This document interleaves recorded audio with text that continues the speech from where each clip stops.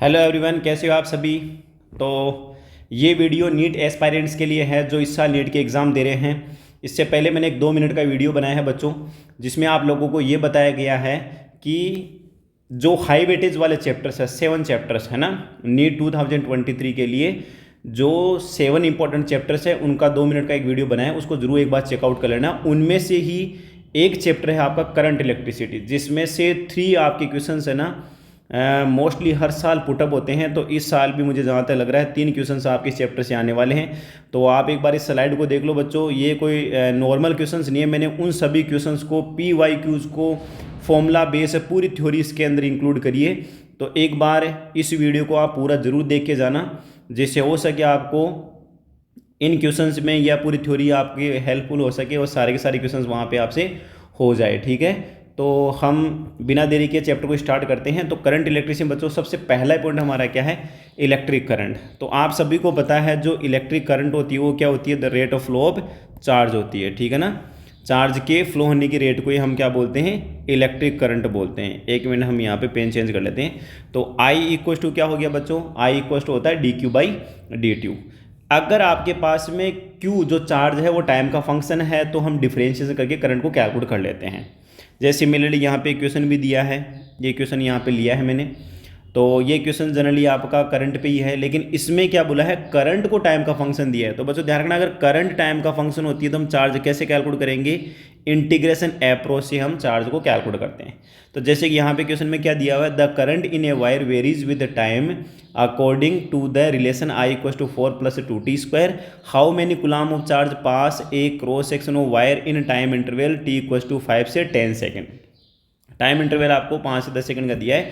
तो हमें यहाँ पे क्या करना है, सिंपली जो ये फंक्शन दिया है इसका क्या करना है, इंटीग्रेशन करना है। और इंटीग्रेशन बच्चों कहाँ से कहाँ तक करेंगे, 5 से 10 तक करेंगे। किसका, यहाँ पे मुझे आई थिंक लग रहा है क्वेश्चन में 14 था। देखो बच्चों थोड़ी सी मिस्टेक है यहाँ पे, इस जगह पे यहाँ पे 14 है। तो 14 तो कैसे भी क्वेश्चन को सोल्व कर लो, यहाँ 14 है प्लस और ये है 2t²। इसका जब हम इंटीग्रेशन करते हैं और वैल्यू पुट करते हैं तो बच्चों ये वैल्यू आ रही है 603.33 कूलम। ज़्यादा नहीं करना, बस सिंपल से आपको ध्यान रखना कि इस तरह के क्वेश्चन को कैसे करना है। करंट कैलकुलेट करनी है तो चार्ज का डिफरेंशिएट करना है टाइम के रेस्पेक्ट में, और चार्ज कैलकुलेट करना है तो करंट का इंटीग्रेशन करना है with respect to time. Clear है, और वैल्यू पुट कर देनी है। आगे जो हमारा पॉइंट है बच्चों वो है ड्रिफ्ट वेलोसिटी। ड्रिफ्ट वेलोसिटी क्या होती है, जब हम किसी कंडक्टर के ऊपर जैसे ही पोटेंशियल अप्लाई करते हैं, पोटेंशियल डिफरेंस जैसे बच्चों हम अप्लाई करते हैं तो इस कंडक्टर में प्रेजेंट जो इलेक्ट्रॉन्स होते हैं वो हाई पोटेंशियल की तरफ क्या होना स्टार्ट हो जाते हैं, एक्सीलरेट होना स्टार्ट हो जाते हैं। तो इन सभी इलेक्ट्रॉन्स की जो एवरेज वेलोसिटी होती है उसी को हम क्या बोलते हैं, ड्रिफ्ट वेलोसिटी। तो ड्रिफ्ट वेलोसिटी क्या है, the average velocity of charge carrier से when a potential difference is applied on the conductor, है ना। कंडक्टर के टर्मिनल्स के अक्रॉस जैसे ही हम पोटेंशियल अप्लाई करते हैं तो इस कंडक्टर में प्रेजेंट जितने भी हमारे फ्री चार्ज कैरियर्स हैं, इलेक्ट्रॉन्स हैं, वो हाई पोटेंशियल की तरफ एक्सीलरेट होते हैं, इट मीन्स ड्रिफ्ट होते हैं। और सभी इलेक्ट्रॉन्स की स्पीड डिफरेंट होती है, इसलिए हम क्या करेंगे, उन सभी इलेक्ट्रॉन्स की एवरेज स्पीड लेते हैं और उसी को हम क्या बोलते हैं, ड्रिफ्ट वेलोसिटी। ड्रिफ्ट वेलोसिटी का फॉर्मूला आपको पता ही होगा, VD इक्वल टू बच्चों क्या होता है, E/τ/m, है ना। E यहाँ पे इलेक्ट्रॉन का चार्ज, E यहाँ पे इलेक्ट्रिक फील्ड, T यहाँ पे रिलैक्सेशन टाइम होता है। अब बच्चों ये रिलैक्सेशन टाइम क्या होता है, जिसको हम कोलिजन टाइम भी बोलते हैं। ये कोलिजन टाइम क्या होता है, जब इलेक्ट्रॉन्स आपके ड्रिफ्ट होना स्टार्ट हो जाते हैं तो वो कोलिजन करते हैं। तो कोलिजन बहुत सारी होती है, तो 2 सक्सेसिव कोलिजन, एक टक्कर करने के बाद जैसे ही दूसरा कोलिजन करेंगे तो हर कोलिजन में टाइम अलग अलग लगता है। तो जो आपका कोलिजन लगा है, 2 कोलिजन के बीच का जो एवरेज टाइम है, सक्सेसिव कोलिजन, एक टक्कर कर गया, फिर दूसरी टक्कर, फिर तीसरी टक्कर, तो एक जो आपकी टक्कर हो रही है, एक से दूसरी टक्कर हो रही है, उसके बीच में जो एवरेज टाइम होता है, सपोज यहाँ से इलेक्ट्रॉन यहाँ जा रहा है, फिर आगे जा रहा है, तो यहाँ टाइम लगा उसको T1, यहाँ लगा टाइम T2, तो ये टाइम सभी अलग अलग है, लेकिन इन सब का हम क्या कर लेंगे, एवरेज ले लेंगे। तो बच्चों कोलिजन टाइम क्या हो गया, रिलैक्सेशन टाइम क्या हो गया, average time between 2 successive collision, है ना। और दूसरा फॉर्मूला अगर हम इसकी बात करें वेक्टर फॉर्म में, ये हो गया। अब आपको एक चीज़ ये भी पता होगी, करंट और ड्रिफ्ट वेलोसिटी में क्या रिलेशन है। अगर हम नीट के एग्जाम देने जा रहे हैं तो फॉर्मूले तो हमें याद होनी चाहिए। Sir I equal to NEAVD होता है, जिसपे सिंपल सा एक न्यूमेरिकल पूछा जा सकता है, VD equal to I divided by NEA। बच्चों आपको यहाँ पे ड्रिफ्ट वेलोसिटी पूछी जा सकती है, करंट वगैरह वेलोसिटी करंट दे के, एरिया ऑफ क्रॉस सेक्शन दे के, नंबर ऑफ फ्री इलेक्ट्रॉन्स है ना इन पर यूनिट वॉल्यूम। यहाँ n क्या है, small n, number of electrons per unit volume, जिसको हम इलेक्ट्रॉन डेंसिटी भी बोलते हैं। तो यहाँ पे इलेक्ट्रॉन डेंसिटी गिवन रहेगी, रेडियस या एरिया गिवन रहेगा, करंट गिवन रहेगी, और क्या पूछी जाएगी, ड्रिफ्ट वेलोसिटी। दूसरी बात बच्चों, जब हम कंडक्टर पे कोई पोटेंशियल डिफरेंस अप्लाई नहीं करते हैं तो कंडक्टर में सभी इलेक्ट्रॉन थर्मल स्पीड से या थर्मल वेलोसिटी से मोशन करते हैं, और जो थर्मल स्पीड होती है बच्चों वो हमारी होती है 10⁵ मीटर पर सेकेंड। बट जैसे हम इसके ऊपर पोटेंशियल लगा देते हैं तो ये स्पीड बच्चों देखो कितनी कम हो जाती है, 10⁻³ मीटर पर सेकेंड टू 10⁻⁴ मीटर पर सेकेंड। इट मीन्स जो हमारी ड्रिफ्ट वेलोसिटी है उसकी जो रेंज होती है वो होती है 10⁻³ मीटर पर सेकेंड टू 10⁻⁴ मीटर पर सेकेंड, वेरी लेस है। तो अभी स्विच ऑन करते ही हमारा जो ट्यूब लाइट या बल्ब है वो क्विकली ग्लो क्यों कर जाते हैं। जो हमारा पावर प्लांट वो कितना दूर होता है, जैसे ही पावर सप्लाई ऑन होती है यहाँ हमारे साथ पास करंट पहुँच जाती है। सर स्पीड तो बहुत कम है, बट बच्चों उसके अंदर जो इलेक्ट्रिक फील्ड प्रोड्यूस होता है उसकी स्पीड सनलाइट के बराबर होती है, और उसकी स्पीड सनलाइट के बराबर होने की वजह से ही जो इलेक्ट्रिक फील्ड क्विकली स्टेबलाइज होने की वजह से सभी इलेक्ट्रॉन्स उस वायर में है वो मोशन करना स्टार्ट कर देते हैं। सभी इलेक्ट्रॉन्स की स्पीड कम होती है लेकिन एक्सीलेशन सब पे लगेगा, फोर्स सब पे लगेगा। इसलिए जैसे ही पावर सप्लाई ऑन होती है आपके जितने भी अप्लायंसेज है वो सब ग्लो करने लग जाते हैं या फिर ऑपरेट होना स्टार्ट हो जाते हैं। ठीक है, यहाँ तक बात समझ में आ गई होगी। फिर हम बात करते हैं करंट डेंसिटी क्या होती है। करंट डेंसिटी बच्चों हमारे पास में क्या होती है, जब भी कोई कंडक्टर होता है उसके एरिया से कितनी करंट पास हो रही है तो टोटल करंट में अगर हम टोटल एरिया का डिवाइड करते हैं it means current flow per unit area, है ना। जो हमारा क्रॉस सेक्शन एरिया होता है वायर का उसके पर यूनिट एरिया से कितनी करंट परपेंडिकुलर फ्लो होती है normally, that is known as current density.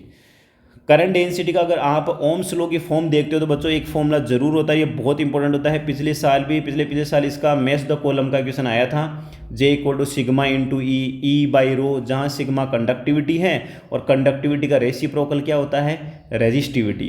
तो यहाँ पर एक ये फॉर्म भी आपको याद करके जानी है, J = sigma into E and E by rho. अब इसका क्वेश्चन किस तरह से आता है, एक बार इस डायग्राम को एक बार अच्छे से देखना। हमारे पास में अगर क्रॉस सेक्शन एरिया परपेंडिकुलर नहीं है, थोड़ा तिरछा कटा हुआ है, इंक्लाइंड कटा हुआ है, तो यहाँ पर क्या होता है, जनरली आपको ये भी चीज़ पता होनी चाहिए कि करंट डेंसिटी एक वेक्टर क्वांटिटी होती है और इसकी डायरेक्शन हमेशा इलेक्ट्रिक फील्ड की डायरेक्शन में होती है। बच्चों पूरा समझने की कोशिश करना अच्छी तरह से, current density direction electric field की डायरेक्शन में होती है।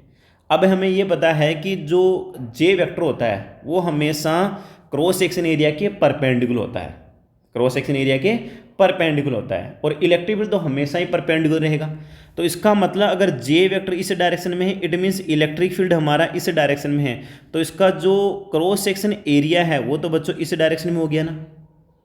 तो अगर हम यहाँ पे देखें कि J = हम लिखते हैं I/A, और करंट को देखें तो हम करंट को क्या लिखते हैं, I = JA।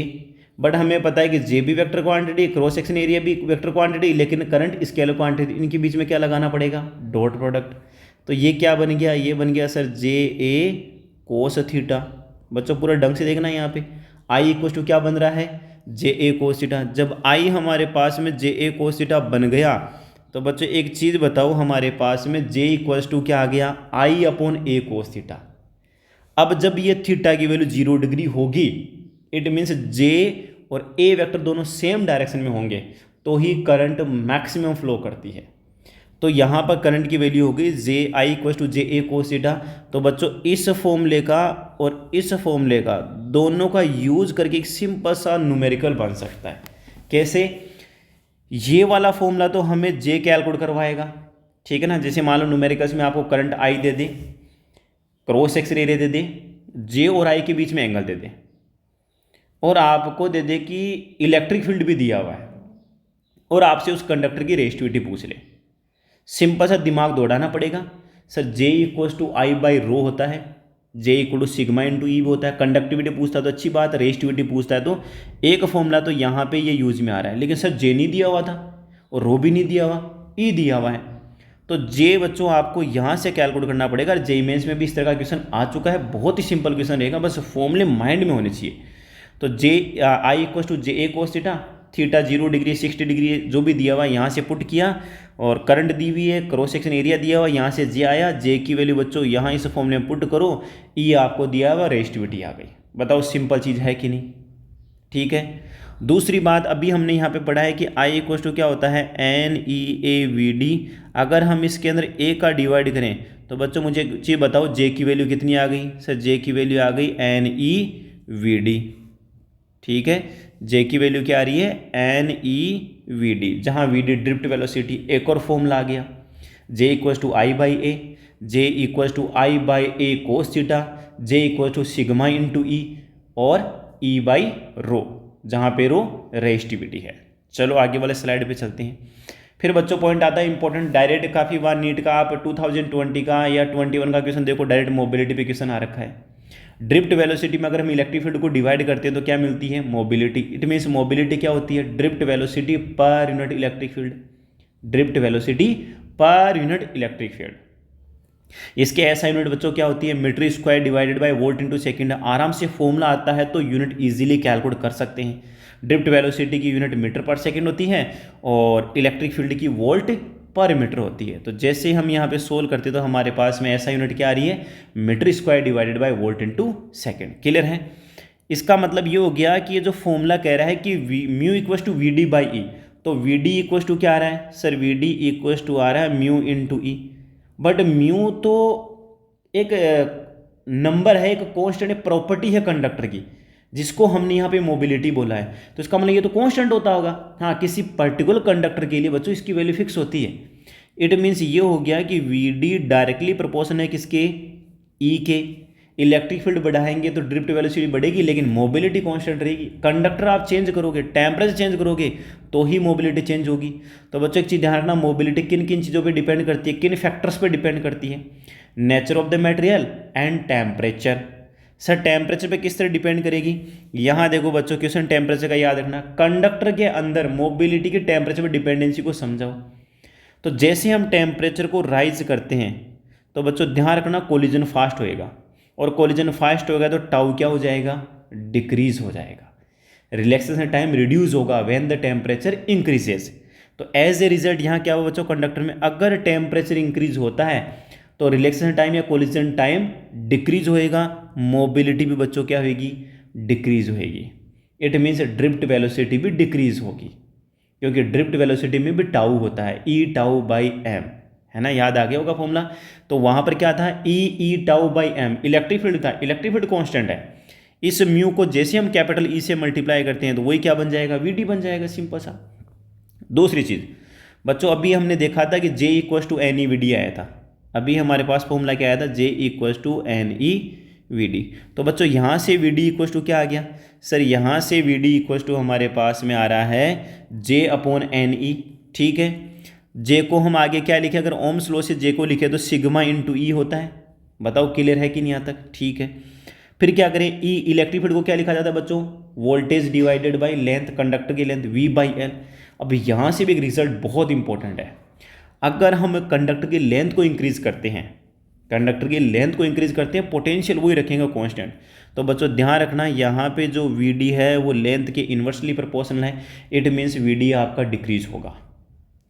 अगर हम क्या करते हैं? लेंथ को कांस्टेंट रखते हैं, कंडक्टर की लेंथ को कांस्टेंट रखते हैं और पोटेंशियल डिफरेंस को इंक्रीज या डिक्रीज करते हैं, तो पोटेंशियल डिफरेंस को जैसे इंक्रीज करेंगे तो वी डी भी इंक्रीज होगा, क्योंकि पोटेंशियल डिफरेंस इंक्रीज तो इलेक्ट्रिक फील्ड इंक्रीज, और इलेक्ट्रिक फील्ड इंक्रीज तो बच्चों यहाँ हमने पढ़ा है कि ड्रिफ्ट वेलोसिटी भी इंक्रीज होगी। बताओ बेसिक चीज़ है कि नहीं? नीट में बेसिक क्वेश्चंस बहुत ज़्यादा इंपॉर्टेंस रखते हैं। तो यहाँ पे फॉर्मूले के साथ साथ आपको कुछ बेसिक चीज़ें याद रखनी कि क्या क्या करना है। चलो बच्चों, अगर हम ओम्स लॉ की बात करें तो V equal to I R होता है, जो पोटेंशियल डिफरेंस होता है across the conductor directly proportional होता है current flowing in the conductor. जब आपके कंडक्टर की जो फिजिकल स्टेट्स होती है, length, cross section area, material, temperature, ये सभी कांस्टेंट हो तो उस कंडक्टर के टर्मिनल्स के अक्रॉस जो पोटेंशियल डिफरेंस होता है बच्चों, वो उसमें फ्लो करने वाली करंट के डायरेक्टली प्रोपोर्शनल होता है। यहीं से हम आगे जाके देखते हैं। तो रेजिस्टेंस का एक फॉर्मूला आता है रो इंटू एल बाई ए, बहुत इंपॉर्टेंट फॉर्मूला है। सिंपल सा भी क्वेश्चन देखेंगे यहाँ पे आए हुए हैं आपकी नीट में, आप PVIQs देख सकते हो। अभी हम PVIQs भी करने वाले हैं, तो वहाँ इस फॉर्मूले का बहुत इंपॉर्टेंस है। रो यहाँ रेजिस्टिविटी है, एल यहाँ लेंथ है, ए यहाँ पे क्रॉस सेक्शन एरिया है, और इसी को हम V/I भी बोलते हैं। तो एक फॉर्मूला तो V/I होता है, एक R equal to rho into L by A होता है। तो बच्चों एक चीज़ बता दो, ये रेजिस्टेंस किस किस चीज़ पे डिपेंड कर रहा है? सर ये एक तो लेंथ के डायरेक्टली प्रोपोर्शनल है, सर क्रॉस सेक्शन एरिया की इन्वर्सली प्रोपोर्शनल है। फिर रेजिस्टिविटी क्या है? रेजिस्टिविटी तो बच्चों एक कॉन्स्टेंट टर्म होती है, हर कंडक्टर या हर सब्सटेंस के लिए ये फिक्स होती है, लेकिन ये भी दो चीज़ों पे डिपेंड करती है, एक टेम्परेचर और एक नेचर ऑफ मैटर। इसका मतलब रेजिस्टेंस 4 फैक्टर्स पे डिपेंड करेगा, लेंथ पे, क्रॉस सेक्शन एरिया पे, आपका जो मेटेरियल उसकी नेचर कैसी है, और टेम्परेचर पे। टेम्परेचर के लिए अलग से फॉर्मूला आपको याद रखना पड़ेगा कंडक्टर्स के लिए, R equal to R0 1 plus alpha delta T, जहाँ पे R0 बच्चों किसी रेफरेंस टेम्परेचर या 0 केल्विन टेम्परेचर या 0 डिग्री सेंटीग्रेड टेम्परेचर या 27 डिग्री सेंटीग्रेड, वो तो आपको एक रेफरेंस टेम्परेचर देगा कि उस पर रेजिस्टेंस इतना है, तो बताओ इतने टेम्परेचर पर रेजिस्टेंस क्या होगा। तो इस फॉर्मूले का यूज़ करना। और यहाँ बच्चों एल्फा को हम क्या बोलते हैं? एल्फा यहाँ पर coefficient of resistive coefficient of temperature होता है, टेम्परेचर कोफिशिएंट ऑफ रेजिस्टिविटी बोल सकते हो या रेजिस्टेंस बोल सकते हो। तो यहाँ पर हमारे पास में ये एल्फा क्या है? Temperature coefficient of resistance. Same formula आप रेजिस्टिविटी के लिए भी यूज़ करोगे। कैसे? टी टेम्परेचर पे रेजिस्टिविटी बच्चों कितनी हो जाएगी? Rho naught 1 plus alpha delta T. Clear है कि नहीं? यहाँ तक क्लियर है कि नहीं? ठीक है, इस फॉर्मूले का बिल्कुल बेसिक सा यूज़ करना है। अब एल्फा की वैल्यू बच्चों ध्यान रखना, मेटेलिक कंडक्टर के लिए पॉजिटिव होती है, सेमी कंडक्टर के लिए नेगेटिव होती है, और जो एलॉयज़ है उनके लिए पॉजिटिव होती है बट वेरी लेस होती है। 3 पॉइंट इंपॉर्टेंट है, याद करके जाना है। एल्फा की वैल्यू मेटेलिक कंडक्टर्स के लिए पॉजिटिव, सेमी कंडक्टर्स के लिए नेगेटिव, एंड एलॉयज़ के लिए पॉजिटिव बट वेरी स्मॉल। इसलिए हम एलॉयज़ को एज ए रेजिस्टिव वायर काम में लेते हैं। क्यों बच्चों? एलॉयज़ की जो आपके जो रेजिस्टेंस होते हैं, एक तो उनका रेजिस्टेंस बहुत हाई होता है, रेजिस्टिविटी बहुत हाई होती है, और उनका जो एल्फा है टेम्परेचर के साथ वेरी तो करेगा बट कैसे करेगा? Very less. एल्फा यहाँ पे क्या होता है? सर 1 डिग्री सेंटीग्रेड टेम्परेचर बढ़ाओ तो रेजिस्टिविटी और रेजिस्टेंस में कितना फ्रैक्शनल चेंजेस आता है, यहाँ पर एल्फा ये होता है the fractional changes in resistivity और resistance when temperature increases by unity. और इसकी जो यूनिट होती है बच्चों वो होती है केल्विन इनवर्स या डिग्री सेंटीग्रेड इनवर्स। क्लियर है यहाँ तक? ये बेसिक चीज़ हमने पढ़ रखी है। चलो बच्चों, वेक्टर फॉर्म अभी हमने पढ़ाई है कि जो ओम्स लॉ की वेक्टर फॉर्म में एक तो हमारे पास में J equal to sigma into E होता है, या E equal to rho into J, या J इक्वल टू बच्चों क्या बोल दो? E बाई रो बोल दो, है ना। J equal to E by rho बोल दो, या फिर हमारे पास में सिग्मा इंटू। ये वेक्टर फॉर्म होती है जहाँ पे वेक्टर लगा दिया जाता है और J की डायरेक्शन E की डायरेक्शन में होती है। करंट डेंसिटी का फॉर्मूला बच्चों जो सिग्मा होता है, बहुत इंपॉर्टेंट चीज़ है। सिग्मा होता है बच्चों होता है NE² tau by M, because जो रजिस्टिविटी होती है वो होती है बच्चों M divided by NE² tau. आपके 2 या 3 साल पहले रजिस्टिविटी का टाउ के साथ में मैच द कॉलम का क्वेश्चन आया था। Tau equal to M upon NE² rho लिखा हुआ था। यहाँ से टाउ को आप इधर ले आओ, रो को डाउन में ले जाओ, तो वहाँ से भी हम टाउ कैलकुलेट कर सकते थे और वहाँ चेक कर सकते थे sir M divided by NE² रो आएगा। सिंपल सा मैच द कॉलम का क्वेश्चन था, फॉर्मूले आने चाहिए। और ये रेजिस्टिविटी का जो एक्सप्रेशन ये कहाँ से आया था? ओम्स लॉ से आया था। फिर उसके बाद में कंडक्टिविटी, रेजिस्टिविटी की रेसिप्रोकल होती है बच्चों। ये हमारे पास कंडक्टिविटी है तो इसका रेसिप्रोकल, सॉरी ये कंडक्टिविटी हो गई और इसका रेसिप्रोकल यहाँ पर ये क्या हो गई? रेजिस्टिविटी हो गई। तो रेजिस्टिविटी तो होती है M अपॉन NE² टाउ, और जो कंडक्टिविटी होती है बच्चों क्या होती है? NE² टाउ बाई M होती है। क्लियर यहाँ तक? चलो आगे चलते हैं। फॉर्मूले बहुत इंपॉर्टेंट है देखो बच्चों। फिर उसके बाद में हमारे पास में एक पॉइंट आया यहाँ पर वोल्टेज डिवीजन रूल, VDR, बहुत इंपॉर्टेंट है। सीरीज में बहुत सारे रेजिस्टेंस लगे होते हैं, किसी एक रेजिस्टेंस के एक्रॉस वोल्टेज जब कैलकुलेट करना हो उसकी बिल्कुल सिंपल सी ट्रिक है। जैसे बच्चों यहाँ डायग्राम में आपको 2 रेजिस्टेंस सीरीज में दिए हुए हैं, वोल्टेज हमेशा सीरीज में डिवाइड होता है। तो आपसे इस वाले रेजिस्टेंस पे वोल्टेज पूछे तो हम क्यों करंट कैलकुलेट करें, फिर V इक्वल टू IR करें? इसकी सीधी ट्रिक है बच्चों, जहाँ पर भी वोल्टेज कैलकुलेट करना है तो सबसे पहले बैटरी कितने वोल्ट की लगा रखी है आपने, टोटल वोल्टेज कितना है इस सर्किट का, V है, रेजिस्टेंस कितना है R2, डिवाइड में टोटल रेजिस्टेंस का क्या कर दो आप? डिवाइड कर दो। ये लो बच्चों, V1 पे कैसे कैलकुलेट है बच्चों, यहाँ पर R1 रेजिस्टेंस पे वोल्टेज डिफरेंस, तो टोटल वोल्टेज इनटू वो जिस रेजिस्टेंस के अक्रॉस आपको पोटेंशियल डिफरेंस कैलकुलेट करना है वो रेजिस्टेंस, और डिवाइडेड में टोटल रेजिस्टेंस का डिवाइड कर दो। बिल्कुल सिंपल सा क्वेश्चन है, बेसिक सा फॉर्मूला आ गया तो क्वेश्चंस भी हो जाएंगे। क्या ट्रिक है, टोटल वोल्टेज को उस रेजिस्टेंस से मल्टीप्लाई करना है जिसके अक्रॉस आपको पोटेंशियल डिफरेंस कैलकुलेट करना है और टोटल रेजिस्टेंस का डिवाइड कर देना है। ऐसे current division rule, current division rule कब अप्लाई होगा, जब हमारे पास रेजिस्टेंस पैरेलल में कनेक्ट होंगे, और पैरेलल में कनेक्ट होंगे तो बच्चों आपको सबको पता है करंट क्या होती है, डिवाइड होती है। तो सपोज आपको इस वाली ब्रांच में जो ऊपर रेजिस्टेंस R1 लगा है, इस ब्रांच में करंट कैलकुलेट करनी है, तो बच्चों वो जो ऊपर वोल्टेज डिवीजन रूल था उसका जस्ट उल्टा होता है। क्यों, पैरेलल में क्या होता है, जो रेजिस्टेंस ज़्यादा होता है वहाँ करंट ज़्यादा फ्लो नहीं करती, वहाँ करंट कम होती है। इसका मतलब रेजिस्टेंस अपोजिट आएंगे, अपोजिट ब्रांच का रेजिस्टेंस आएगा। सिंपल है, जैसे कि मान लो आपसे बोलते कि ऊपर वाली ब्रांच में करंट कैलकुलेट करनी है, तो बच्चों वही सिंपल सा, वहाँ क्या था टोटल वोल्टेज, यहाँ क्या लिख देना है टोटल करंट। वहाँ रेजिस्टेंस कितना था R1, बट यहाँ रेजिस्टेंस कितना आएगा R2, और डिवाइड में क्या करना है, दोनों ब्रांच के रेजिस्टेंस का सम का डिवाइड कर देना है। बताओ सिंपल ट्रिक है कि नहीं।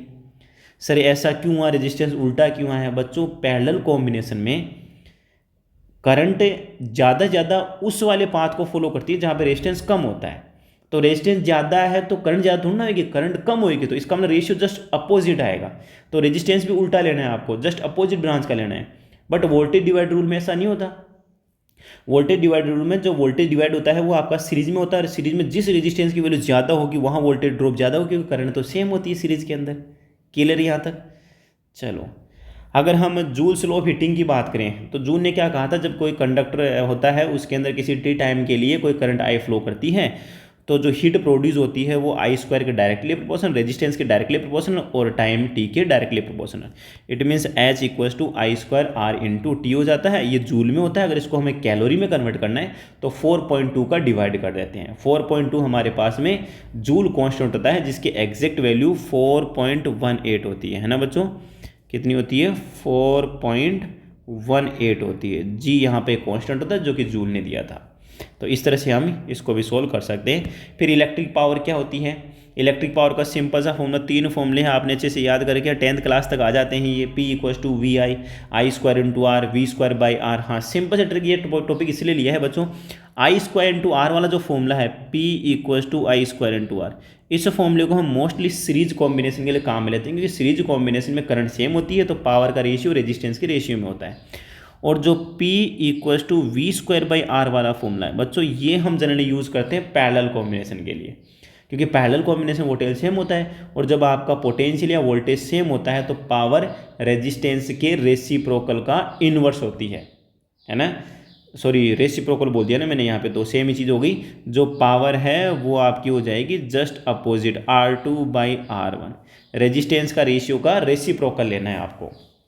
फिर बच्चों electric current, electric energy, power को जो हम टाइम टी से मल्टीप्लाई कर देते हैं, बिकॉज पावर का मतलब भी क्या होता है, एनर्जी डिवाइडेड बाय टाइम या work done divided by time. तो एनर्जी कितनी होगी बच्चों, यहाँ से सर W इक्वस्ट हो जाता है P इंटू टी, और पावर के 3 फॉर्मूले आ गए, तीनों को टाइम से मल्टीप्लाई कर दो तो हमें यहाँ पे इलेक्ट्रिक एनर्जी के भी फॉर्मूले ऑब्टेन हो जाएंगे। सेम थ्योरी आपका ये फॉर्मूला सीरीज कॉम्बिनेशन के लिए और V square by R into T वाला पैरेलल कॉम्बिनेशन के लिए। अब बच्चों आपने सुना होगा 1 kWh, board of trade unit बोलते हैं इसको, बोटू, board of trade unit, trading के लिए या फिर व्यापार के लिए जो इलेक्ट्रिक एनर्जी की यूनिट होती है वो होती है आपकी kWh, जिसको हम यूनिटी बोलते हैं, किलोवाट आर, और इसकी वैल्यू जूल में होती है 3.6 इंटू 10⁻⁶ जूल। सिंपल सी वैल्यू डायरेक्ट पूछी जा सकती है भाई, तो याद करो 3.6 इंटू 10⁻⁶ जूल। चलो आगे चलते हैं। अब थोड़ा इंपॉर्टेंट टॉपिक आ गया है आपको। अगर आपके पास में बहुत सारे इलेक्ट्रिक अप्लायंसेज है, कुछ डिवाइसेज हैं जिनको हमने सीरीज में कनेक्ट किया है, तो बच्चों सीरीज में जैसे हम कनेक्ट करेंगे तो अभी मैंने कहा था ना ये कौन सा फॉर्मूला यूज़ करना है, I square into R into T. तो आपसे बोले कि कौन से अप्लायंसेज के ऊपर सबसे ज़्यादा पावर डिसिपेशन होगा, तो सिंपल था जिसका रेजिस्टेंस ज़्यादा होगा, क्योंकि सीरीज में करंट सेम होती है तो इसका मतलब पावर रेजिस्टेंस के डायरेक्टली प्रोपोर्शनल होगी, और वोल्टेज सबको पता ही है रेजिस्टेंस के डायरेक्टली प्रोपोर्शनल होता ही है सीरीज के अंदर। चलो ठीक है, तो इसका मतलब हो गया कि सर जिसका रेजिस्टेंस ज़्यादा होगा उस पर पावर ज़्यादा डिसिपेशन होगी, तो वो डिवाइस है जिसका रेजिस्टेंस ज़्यादा होगा वो ज़्यादा ग्लो करेगी। तो यहाँ पे क्या है, it means in series combination resistance the potential difference in power consume will be more in large resistance. जिस डिवाइस का, जिस अप्लायंस का रेजिस्टेंस ज़्यादा होगा वहाँ पे पावर डिसिपेशन ज़्यादा होगा। बट इसके अंदर जो हमारी इफेक्टिव पावर होती है, सीरीज कॉम्बिनेशन के लिए इफेक्टिव पावर जरूर याद करनी है आपको, 1/p equal to 1/p1 plus 1/p2 plus 1/p3 dot dot 1/pn। सभी की पावर्स अलग अलग थी, लेकिन आपसे बोले कि इफेक्टिव पावर कितनी आएगी, तो बच्चों पावर ऐड नहीं होगी, पावर ऐड नहीं होगी। तो ये पावर क्या आएगी, इस तरह से जो हमारे टोटल पावर है वो अलग अलग पावर्स को अगर सम करें उससे कम मिलेगी। और वो कैसे मिलेगी, 1/p। अगर हमारे पास में डिवाइसेज हैं 100 वाट की 4 डिवाइसेज हैं, 100 वोट की 4 डिवाइसेज है, तो बच्चों आपको पता है जैसे भी इनको सीरीज में ऐड करेंगे तो हमारे पास में जो P इक्वलेंट आएगा वो आएगा 100 डिवाइडेड बाई 4, 25 वोट आएगा। ठीक है, ये सीरीज कॉम्बिनेशन का रूल है। उसके बाद में क्या है, if N appliances each of equal resistance capital R connected in series with a voltage source V, the power dissipated PS will be. ये देखो यहाँ पे पावर डिसिपेशन पूछा है ना, तो पावर इक्वल टू क्या हो गया, करंट तो सेम रहेगी लेकिन करंट हमें नहीं पता, लेकिन वोल्टेज तो दिया हुआ है ना, नीचे वोल्टेज लगा हुआ है, तो सर आप लिख दो V² डिवाइडेड बाई, अब सर एक रेजिस्टेंस थोड़ा ना है, कितने रेजिस्टेंस है, n इक्वल रेजिस्टेंस है, 1 2, और यहाँ बैटरी लगी हुई आपकी V वोल्ट की, ये V वोल्ट की, तो टोटल रेजिस्टेंस कितना हुआ सर, टोटल रेजिस्टेंस NR हो गया ना, कितना हो गया, N इंटू आर। तो ये आपकी इक्विवेलेंट पावर आ गई ओवरऑल। अगर मैं एक डिवाइस को उसी वोल्टेज से जोड़ूं और उसका रेजिस्टेंस R है, तो आपको पता लग गया होगा, देखो V² बाई आर क्या हो गया, एक डिवाइस की पावर, तो उसमें किसका डिवाइड जा रहा है, N का डिवाइड जा रहा है। इसका मतलब आपकी जो P इक्विवेलेंट है वो इंडिविजुअल सोर्सेज की पावर का 1/n टाइम्स होती है। It means equivalent power decrease होती है। क्लियर है। When two lamps of different voltage are connected in series in the house, lamp of the lower voltage glows the more brightly। अब बच्चों यहाँ पे क्वेश्चन में क्या दिया है, हम जो अप्लायंसेज यूज़ करते हैं उन सब की वोट अलग अलग होती है, उन सबको पैरेलल में कनेक्ट किया जाता है, लेकिन इन्होंने क्या किया, सीरीज में कनेक्ट कर दिया। किस में कनेक्ट किया, सीरीज में। अब हमें पता है कि जिसकी पावर कम होती है, जैसे एक 100 वोट का है और एक 50 वोट का है, बच्चों जिसकी पावर कम होती है ना उसका रेजिस्टेंस ज़्यादा होता है, और जिसकी पावर ज़्यादा होती है ना उसका रेजिस्टेंस कम होता है। किसके पर्पज़ के लिए, जो हम डोमेस्टिक पर्पज़ के लिए जितने भी अप्लायंसेज यूज़ में रहते हैं उनकी थ्योरी जनरली यही होती है ना, कि उनको बनाया इस तरह से जाता है कि जिसका रेजिस्टेंस कम होगा, वोल्टेज तो सबको बराबर मिलता है पैरेलल में, लेकिन जिसका रेजिस्टेंस कम होगा उसमें करंट ज़्यादा जाएगी, और करंट ज़्यादा जाएगी तो वो ज़्यादा ग्लो करेगा।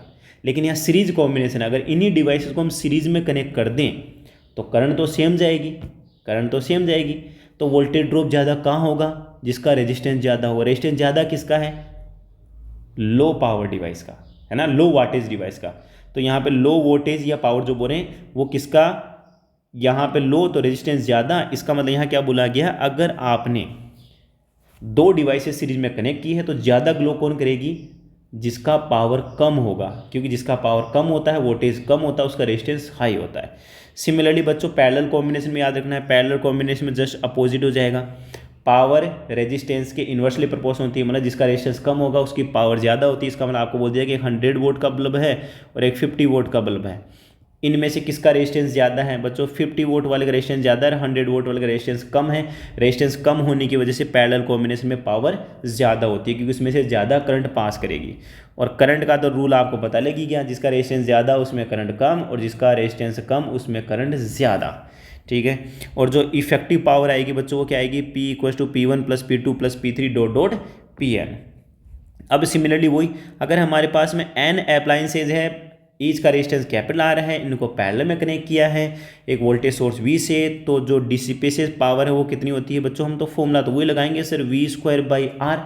लेकिन R कौन सा, सभी का रेजिस्टेंस R है, सभी पैरेलल में कनेक्ट हैं, तो आपने देखा होगा पैरेलल कॉम्बिनेशन में इक्विवेलेंट रेजिस्टेंस क्या होता है, किसी एक अप्लायंसेस का रेजिस्टेंस का 1/n टाइम्स हो जाता है, डिक्रीज हो जाता है। तो हमारे यहाँ पास क्या आ रहा है, NV² डिवाइडेड बाई R, ये पावर है, पावर इंक्रीज हो जाती है, n टाइम्स हो जाती है। अगर इक्वल हमने सोर्स लगाए सेम पावर के, तो इक्विवेलेंट जो पावर होती है वो जितनी डिवाइसेज है ना उनसे मल्टीप्लाई कर लो, इतनी हमारी इक्विवेलेंट पावर आ जाएगी। अब अगर अपन सीरीज़ और पैरेलल का कॉम्बिनेशन का अंतर देखें तो बच्चों यहाँ पैरेलल में जो पावर होती है वो सीरीज़ का n² टाइम होती है। इट मीन्स हमारे पास में 4 अप्लायंसेस थे, 4 अप्लायंसेस थे, सेम पावर के थे। पहले उनको सीरीज में कनेक्ट किया, फिर उनको पैरेलल में कनेक्ट किया। तो पैरेलल में जो पावर लॉस है वो सीरीज के कंपैरिजन में ज़्यादा होता है। तो फिर सर पैरेलल में क्यों लगाते हैं, सीरीज में लगा लो। बच्चों सीरीज में नुकसान भी तो है। सीरीज के अंदर कोई एक बल्ब या कोई एक अप्लायंस ख़राब हो गया तो पूरे सर्किट ख़राब, आपकी करंट नहीं जाएगी, ठीक है ना। और सबको एक ही स्विच से ऑन करना पड़ेगा, एक स्विच ऑन करते सारी की सारी चीज़ें आपकी ऑपरेट होना स्टार्ट हो जाएगी। इसलिए हम सीरीज कॉम्बिनेशन न करके पैरेलल कॉम्बिनेशन लगाते हैं, सबको वोल्टेज सेम मिलता है, इक्वल ऑपरेट होता है। अब बच्चों यहाँ पर एक चीज़ है, maximum current that can be safely pass through an appliance. अब यहाँ पे क्या दिया है, आपके पास में कोई अप्लायंस है और उसके ऊपर लिखा हुआ है P = 100 वोल्ट और वोल्टेज दिया हुआ है 220 वोल्ट। बच्चों इसको हम रेटिंग बोलते हैं। जिस भी अप्लायंसेस के ऊपर पावर और जो वोल्टेज लिखा होता है, करंट लिखी होती है, उसको हम रेटिंग बोलते हैं। रेटिंग का मतलब मैक्सिमम वोल्टेज इतना होना चाहिए तो ही ये 100 वोल्ट देगा। अगर हम 220 वोल्ट से उसको कनेक्ट करेंगे तो ही वो 100 जो वोल्ट पावर है ना वो कंज्यूम कर पाएगा। तो फिर सर इसका मतलब हम उसी अप्लायंस को अगर 110 वोल्ट से कनेक्ट कर दें, 110 वोल्ट से कनेक्ट कर दें, तो क्या ये 100 वोल्ट पावर कंज्यूम नहीं करेगा? बिल्कुल नहीं करेगा, ये ओनली 25 वोल्ट ही पावर कंज्यूम करेगा। ऐसे कैसे? तो उसी चीज़ को हम यहाँ डिस्कस कर रहे हैं। तो जो मैक्सिमम करंट होती है बच्चों, मैक्सिमम करंट उस अप्लायंस में तभी फ्लो करेगी जब उस रेटिंग पे काम करेगा। It means P = V × I होता है, तो I = क्या हो गया, P/V। अगर हमारे पास में रेटेड वोल्टेज के ऊपर अगर हम उस डिवाइस को ऑपरेट करते हैं तो जो पावर कंज्यूम करेगा वो भी रेटेड पावर कंज्यूम करेगा और सर्किट में करंट मैक्सिमम फ्लो करेगी। कभी भी कोई पूछ ले कि मैक्सिमम करंट कितनी फ्लो करवाई जा सकती है, सर जितनी उस पर रेटिंग दी हुई ना उस रेटिंग पे उसको ऑपरेट करवाओ। अब क्वेश्चन आता है कि रेटिंग से कम वोल्टेज पे अगर हम ऑपरेट करवाते हैं तो क्या जो पावर होती है वो कम हो जाएगी? बिल्कुल पावर कम हो जाएगी। और वो पावर जो आपको कैलकुलेट करनी है उसका डायरेक्ट फॉर्मूला है, तो वो फॉर्मूला एक बार यहाँ पे देख लो। उस फॉर्मूले को मैं यहाँ लिख देता हूँ। अगर आपको P रेटेड दिया हुआ है और मैं कह रहा हूँ कि P operated, power operated power कितनी आएगी जब आपने उसको रेटेड पावर पे अप्लाई, रेटेड पावर पे आपने उसको ऑपरेट नहीं किया, मतलब रेटेड वोल्टेज पे ऑपरेट नहीं किया।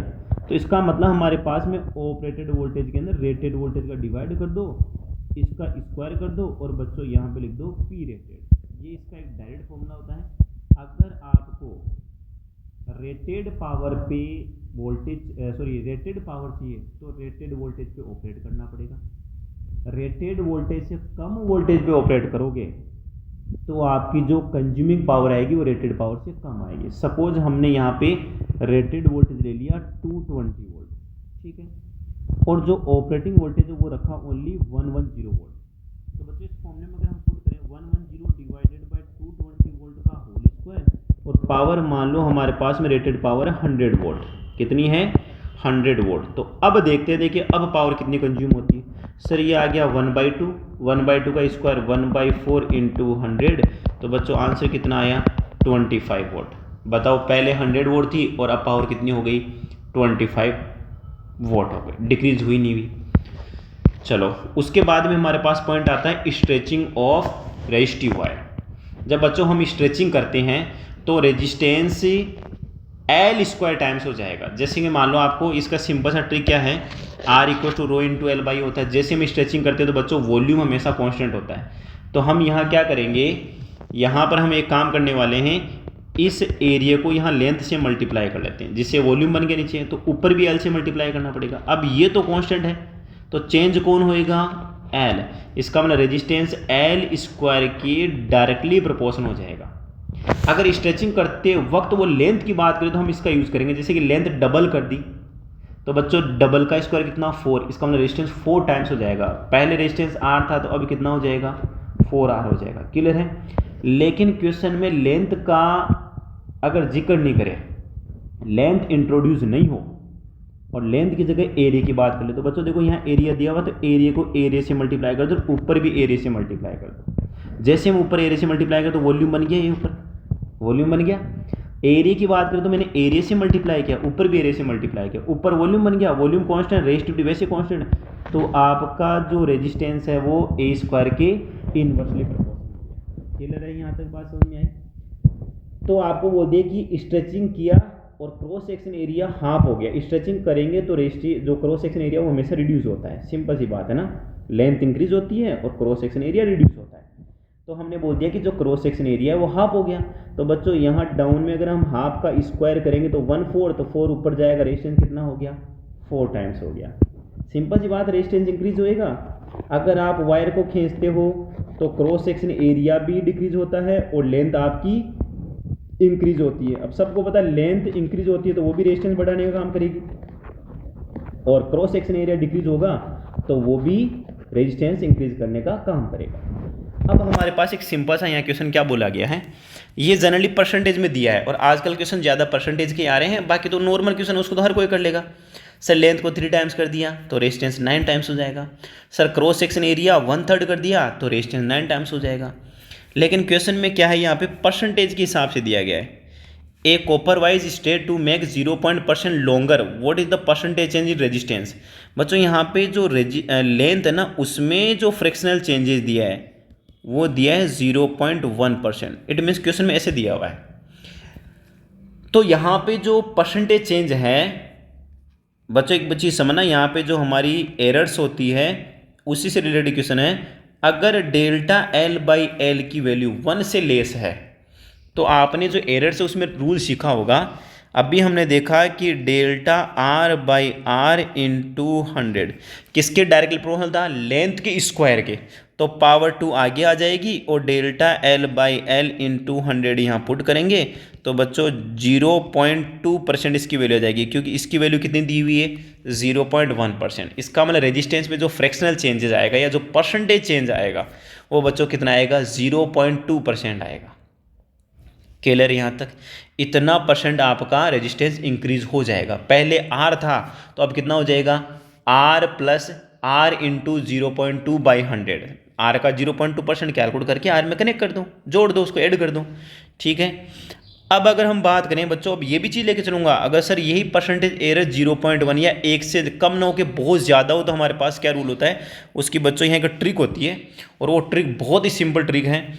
जब भी आपको जो परसेंटेज चेंज है वो ज़्यादा दे दिया जाए, 5%, 6%, 10%, सपोज आपको बोला गया है कि डेल्टा L/L इंटू 100 ये कितना है, 10%। लेंथ को बच्चों कितना इंक्रीज कर दिया, 10% इंक्रीज कर दिया, तो रेजिस्टेंस में कितना परसेंटेज चेंज होगा, बच्चे इसको 20% कर दें, जो गलत है, 21% आएगा बच्चों, क्योंकि वही रूल होता है सर पावर 2 आगे ले आओ और 20 कर दो। नहीं बच्चों, ये रूल तभी लगेगा जब आपकी जो एरर है या जो परसेंटेज चेंज है वो 1 से वेरी लेस हो, 0.1, 1, 2 तक मान लो अप्रोक्सीमेटली ये हो गया। तो यहाँ पे ट्रिक क्या है, आपको डेल्टा L/L को डबल तो करना ही करना है और जो वैल्यू दी गई है उसका स्क्वायर करके 100 का डिवाइड करना है। जैसे सपोज यहाँ क्वेश्चन में क्या बोला गया है, ये अलग क्वेश्चन है। A wire has a resistance of 10 ohm, it is stretched by 1/10 of it original length. अब इसको क्या बोला बच्चों यहाँ पे, it is stretched by 1/10 of it original length. इसकी ओरिजिनल लेंथ से इसका 1/10 और इंक्रीज कर दिया आपने, मतलब पहले लेंथ L थी तो अब कितनी हो गई, L/10 और आपको ऐड करना है। तो मतलब लेंथ कितनी हो गई बच्चों, यहाँ हो रही है सर 10, 11 L/10 हो गई लेंथ। थोड़ा ढंग समझना, यहाँ पे लेंथ कितनी हो गई, 11 L/L। ये परसेंटेज का क्वेश्चन नहीं है, यहाँ पे लेंथ को इंक्रीज किया गया है, लेंथ को इंक्रीज किया गया है। बाकी इसको हम परसेंटेज ही भी कर सकते हैं sir, stretch by 1/10 of is original length. तो ओरिजिनल लेंथ अगर 1 है तो सर उसका 1/10 उसको परसेंटेज में करके भी हम कन्वर्ट कर सकते हैं, डायरेक्ट भी कर सकते हैं। सर पहले लेंथ L थी, अब लेंथ कितनी हो गई, 1 L/10। अभी हमने सीखा था कि रेजिस्टेंस हमेशा लेंथ के स्क्वायर के डायरेक्टली प्रोपोर्शन होता है। अगर हम इसका स्क्वायर करें तो बच्चों ये कितना आ रहा है, 121 L² डिवाइडेड बाई 100। और अगर हम इसका डिवाइड करते हैं तो ये आ रहा है बच्चों 1.21 इंटू L²।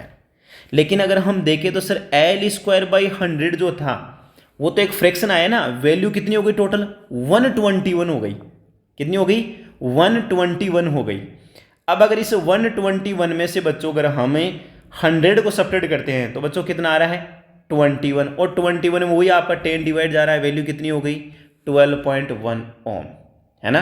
परसेंटेज चेंज तो कितना आएगा, परसेंटेज चेंज तो हमारे पास में 100 में से 21 तो 12.1। देखो अगर हम यहाँ पे देखें ना तो यहाँ पे 121 है तो 21% आ रहा है, यहाँ पे कितना आ रहा है, 21% आ रहा है। लेकिन उसने बोला रेजिस्टेंस विल बी, तो अगर हम इसको सोल्व करें अच्छी तरह से तो 100 का डिवाइड करें तो 1.21 हो गया, कितना हो गया 1.21। अब अगर बच्चों 1.21 को 10 से मल्टीप्लाई करें तो बच्चों कितना आ रहा है 12.1%। नहीं समझ में आया, दोबारा से एक बार रिपीट करता हूँ। देखो यहाँ पे क्या बोला गया है, लेंथ को इनिशियल की 1/10 बढ़ाई हमने, तो जैसे बढ़ाई तो बच्चों इतना तो नॉर्मल पता है आपको, L/10 ऐड करना पड़ेगा, 11L/10 हो गया। इसका स्क्वायर करेंगे तो कितना हो जाएगा 121/100 इंटू L स्क्वायर हो जाएगा। सर रेजिस्टेंस ये हो गया है ना, R⁻/R मान लो, या R⁻/R, और नीचे कितना हो जाएगा यहाँ पे L स्क्वायर, क्योंकि रेजिस्टेंस L स्क्वायर के डायरेक्टली प्रोपोर्शन होता है। तो R L स्क्वायर के डायरेक्ट प्रोपोर्शन, और ये हो गया L स्क्वायर से L स्क्वायर कैंसिल। सर यहाँ पे आ गया 1.21, और यहाँ पे देख इस R को जैसे इधर ले जाके मल्टीप्लाई करेंगे तो R शुरू में कितना था सर 10 ओम था, तो अब बच्चों रेजिस्टेंस कितना हो गया 12.1 ओम। क्लियर है कि नहीं? चलो, और ये ट्रिक तो आपको काम में लेनी है। इस ट्रिक पे भी हम एक क्वेश्चन कर लेते हैं। देखो परसेंटेज में कहीं ना क्वेश्चन डाला होगा मैंने, ये रहा यहाँ पे। क्या है, एक वायर है जिसकी लेंथ 1 मीटर है, इसका रेजिस्टेंस 1 ओम है। If it is uniformly stage so that it length increases by 25%। बच्चों लेंथ कितनी बढ़ाई है, लेंथ में जो परसेंटेज चेंज है वो कितना है 25% है। तो इसकी ट्रिक क्या थी सर, परसेंटेज चेंज तो 1 से बहुत ज़्यादा है, तो 25 का पहले डबल करो, ये मिलेगा आपको ΔR/R इंटू 100, कितना हो गया 50, ये इसका आंसर नहीं है। अब हम क्या करेंगे 25 का पहले स्क्वायर करेंगे, फिर उसमें 100 का डिवाइड करेंगे। 25 का स्क्वायर कितना 625, उसमें 100 का डिवाइड करो 6.25, तो बच्चों रेजिस्टेंस कितना हो गया सर, ये हो गया 56.25%। हमने 50 के अंदर कितना ऐड किया 6.25 और ऐड किया, तो रेजिस्टेंस बच्चों कितना आ गया 56.25%। Very very important questions. जब भी परसेंटेज चेंज लेंथ में 10 से ऊपर दिया जाए तो हमें क्या ट्रिक लगानी है, उस परसेंटेज का डबल करना है, उस परसेंटेज का स्क्वायर करके 100 का डिवाइड करना है, फिर दोनों को ऐड कर लेना। ये हमारा लास्ट और फाइनल सॉल्यूशन है। ठीक है बच्चों, आगे क्वेश्चन जो है टॉपिक है वो अपना सेल है। सेल एक डिवाइस होती है जो केमिकल एनर्जी को इलेक्ट्रिक एनर्जी में कन्वर्ट करती है, और सेल का एक इंटर रेजिस्टेंस होता है, ईएमएफ होता है, पोटेंशियल डिफरेंस होता है जिसको हम टीपीडी बोलते हैं, टर्मिनल पोटेंशियल डिफरेंस। ईएमएफ क्या होता है, जब सेल ओपन सर्किट में होता है तो उसके टर्मिनल्स के अक्रॉस पोटेंशियल डिफरेंस को हम ईएमएफ बोलते हैं, इलेक्ट्रोमोटिव फोर्स। और टीपीडी टर्मिनल पोटेंशियल डिफरेंस क्या होता है, जब सेल हमारा क्लोज सर्किट में होता है। तो क्लोज सर्किट में होने की वजह से क्या होता है कि करंट जैसे ही एक्सटर्नल रेजिस्टेंस से होकर सेल के अंदर जाती है तो सेल का भी कुछ अपना एक इंटरनल रेजिस्टेंस होता है, उसकी वजह से वोल्टेज ड्रॉप हो जाता है। तो हम जैसे एक्सटर्नल सर्किट के अंदर वोल्टेज ड्रॉप मेजर करते हैं तो वो ईएमएफ से कम आता है। यही लॉजिक होता है कि ओपन सर्किट में जो वोल्टेज जिसको हम ईएमएफ बोलते हैं, और आप जब उसको एक्सटर्नल सर्किट में ऐड कर देते हो, जब सेल से हम करंट ले रहे होते हैं तो उसके टर्मिनल्स के अक्रॉस जो पोटेंशियल डिफरेंस होता है वो कम होता है ईएमएफ से, बिकॉज सेल के इंटर रेजिस्टेंस पे कुछ वोल्टेज ड्रॉप हो जाता है। तो आगे बात करें तो सेल का जो इंटर रेजिस्टेंस का फॉर्मूला होता है वो बच्चों क्या होता है, epsilon minus V by V into capital R. यहाँ पे ये ईएमएफ है, ये आपका पोटेंशियल डिफरेंस है, और आर यहाँ पे एक्सटर्नल रेजिस्टेंस है जो कि सर्किट में लगाया जाता है जब बैटरी को कनेक्ट करेंगे। अब आता है सेल का शॉर्ट सर्किट। क्या होता है बच्चों, जब हम सेल को एक्सटर्नल रेजिस्टेंस जोड़ के डायरेक्ट उसके टर्मिनल्स को ऐड कर दें आपस में, तो इसका मतलब सर्किट क्या हो गया, शॉर्ट सर्किट। और सर्किट में करंट मैक्सिमम फ्लो करेगी क्योंकि एक्सटर्नल रेजिस्टेंस है नहीं, केवल रेजिस्टेंस कौन सा है, सेल का रेजिस्टेंस। तो आपको करंट मैक्सिमम कौन सी कंडीशन मिलती है, जब सेल शॉर्ट सर्किट में होता है। और इसकी वैल्यू क्या हो जाएगी, टोटल वोल्टेज कितना है इसका, ईएमएफ एप्सिलॉन है, और आर का आपने क्या कर दिया इसमें डिवाइड कर दिया, तो मैक्सिमम करंट ये होती है। अब करंट को कम करना है तो रेजिस्टेंस जोड़ते जाओ सीरीज के अंदर इसके सेल के साथ, तो इस तरह से करंट डिक्रीज होती जाएगी और शॉर्ट सर्किट हट जाएगा आपका। अभी शॉर्ट सर्किट का मतलब क्या है, इसके दोनों टर्मिनल्स को डायरेक्ट कनेक्ट कर दो तो मैक्सिमम करंट होती है, तो ये आ गया। अब आता जब हम सेल को चार्जिंग करते हैं तो उस टाइम बच्चों ध्यान रखना, जो हमारा ईएमएफ होता है, आई थिंक मैंने यहाँ पर गलत लिख दिया, सही लिखा, हाँ सही है।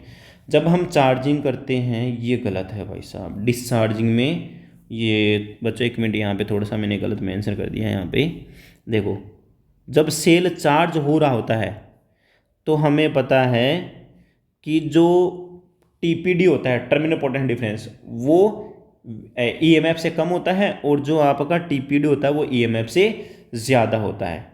ठीक है, ईएमएफ से ज़्यादा होता है। तो एक चीज़ ध्यान रखना है, V equals to E minus I R, या E इक्वल्स टू क्या हो गया V प्लस आई आर। ये तो होता है ओ माय गॉड, फिर गलत लिख दिया यहाँ पे, ऊपर चार्जिंग है नीचे डिस्चार्जिंग है, इसका मतलब सही लिखा था पहले, है ना बच्चों। चलो हमने बड़ी मिस्टेक कर दी यहाँ पे समझने में, ऊपर चार्जिंग लिखा हुआ है और नीचे डिस्चार्जिंग लिखा हुआ है, इसका मतलब जो पहले मेंशन कर रखा था वो सही किया हुआ है। चलो एक बार देखो, चार्जिंग का मतलब जब हम सेल को चार्ज कर रहे होते हैं तो उस समय हमें बाहर से एक्सटर्नल बैटरी जोड़नी होती है, और सेल का जो ईएमएफ होता है वो कम होता है, तो सेल के ईएमएफ में अगर हम आईआर ऐड करेंगे तो हमें क्या मिलेगा, टीपीडी मिलेगा। और जब सेल से करंट ले रहे होते हैं बच्चों तो उस टाइम ईएमएफ ज़्यादा होता है और जो टीपीडी होता है वो कम होता है। तो टीपीडी की वैल्यू क्या आएगी, ईएमएफ में से हम आई इंटू आर को सेपरेट कर देंगे तो हमें टीपीडी मिल जाएगा। अब आता है series combination of cells. Series combination बच्चों सबको पता है, सभी सेल्स एक दूसरे का सपोर्ट करते हैं, इसलिए हमें जो ईएमएफ मिलता है वो E1 plus E2 plus E3 dot dot मिलता है। अगर सेल रोंगली कनेक्टेड हो तो वो बात अलग है, उसको हम आगे डिस्कस करेंगे। और जो इक्वलेंट रेजिस्टेंस वो कितना हो जाएगा, R1 plus R2 plus R3 plus Rn तक जुड़ जाएगा, सभी सेल्स आपका जो रेजिस्टेंस है वो ऐड हो जाएगा, इंटर रेजिस्टेंस। फिर आता है बच्चों पैरेलल कॉम्बिनेशन। पैरेलल कॉम्बिनेशन के लिए फॉर्मूला बहुत ही इंपॉर्टेंट है, E1 upon R1 plus E2 by R2 plus dot dot EN by RN और डिवाइड में 1 upon R1 plus 1 upon R2 plus 1 upon R3।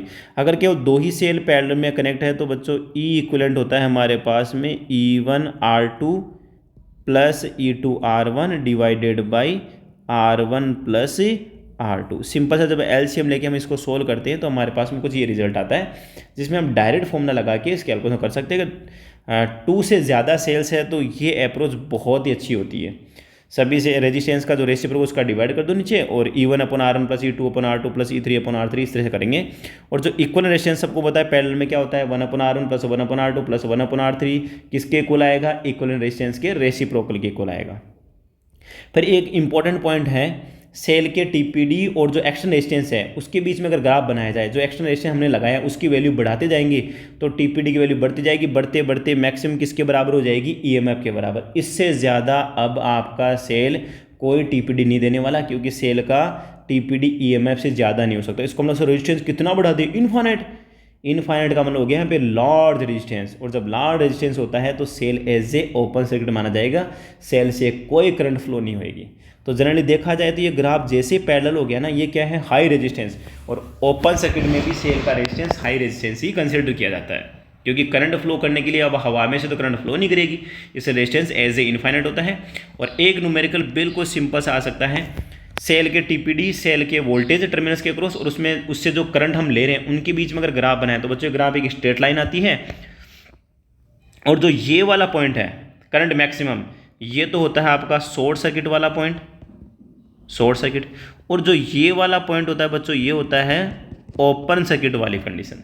जब सेल से कोई करंट नहीं लेते हैं तो आपका जो टीपीडी होता है वो ईएमएफ के इक्वल होता है। जैसे जैसे करंट बढ़ती जाएगी, जैसे जैसे करंट बढ़ती जाएगी, करंट कब बढ़ेगी, जो एक्सटर्नल रेजिस्टेंस है उसको आपने कनेक्ट तो कर रखा है लेकिन उसकी वैल्यू धीरे धीरे डिक्रीज कर रहे हो, और डिक्रीज करते करते करते करते करते क्या कर दिया, शॉर्ट सर्किट कर दिया, तो करंट की वैल्यू क्या होगी, मैक्सिमम।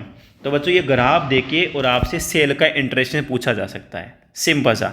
यहाँ कोऑर्डिनेट जो दिए रहेंगे वो किसके कोऑर्डिनेट रहेंगे, 0,2 मान लो, सपोज हम कोऑर्डिनेट ले लेते हैं, और यहाँ ले लेते हैं 5,0।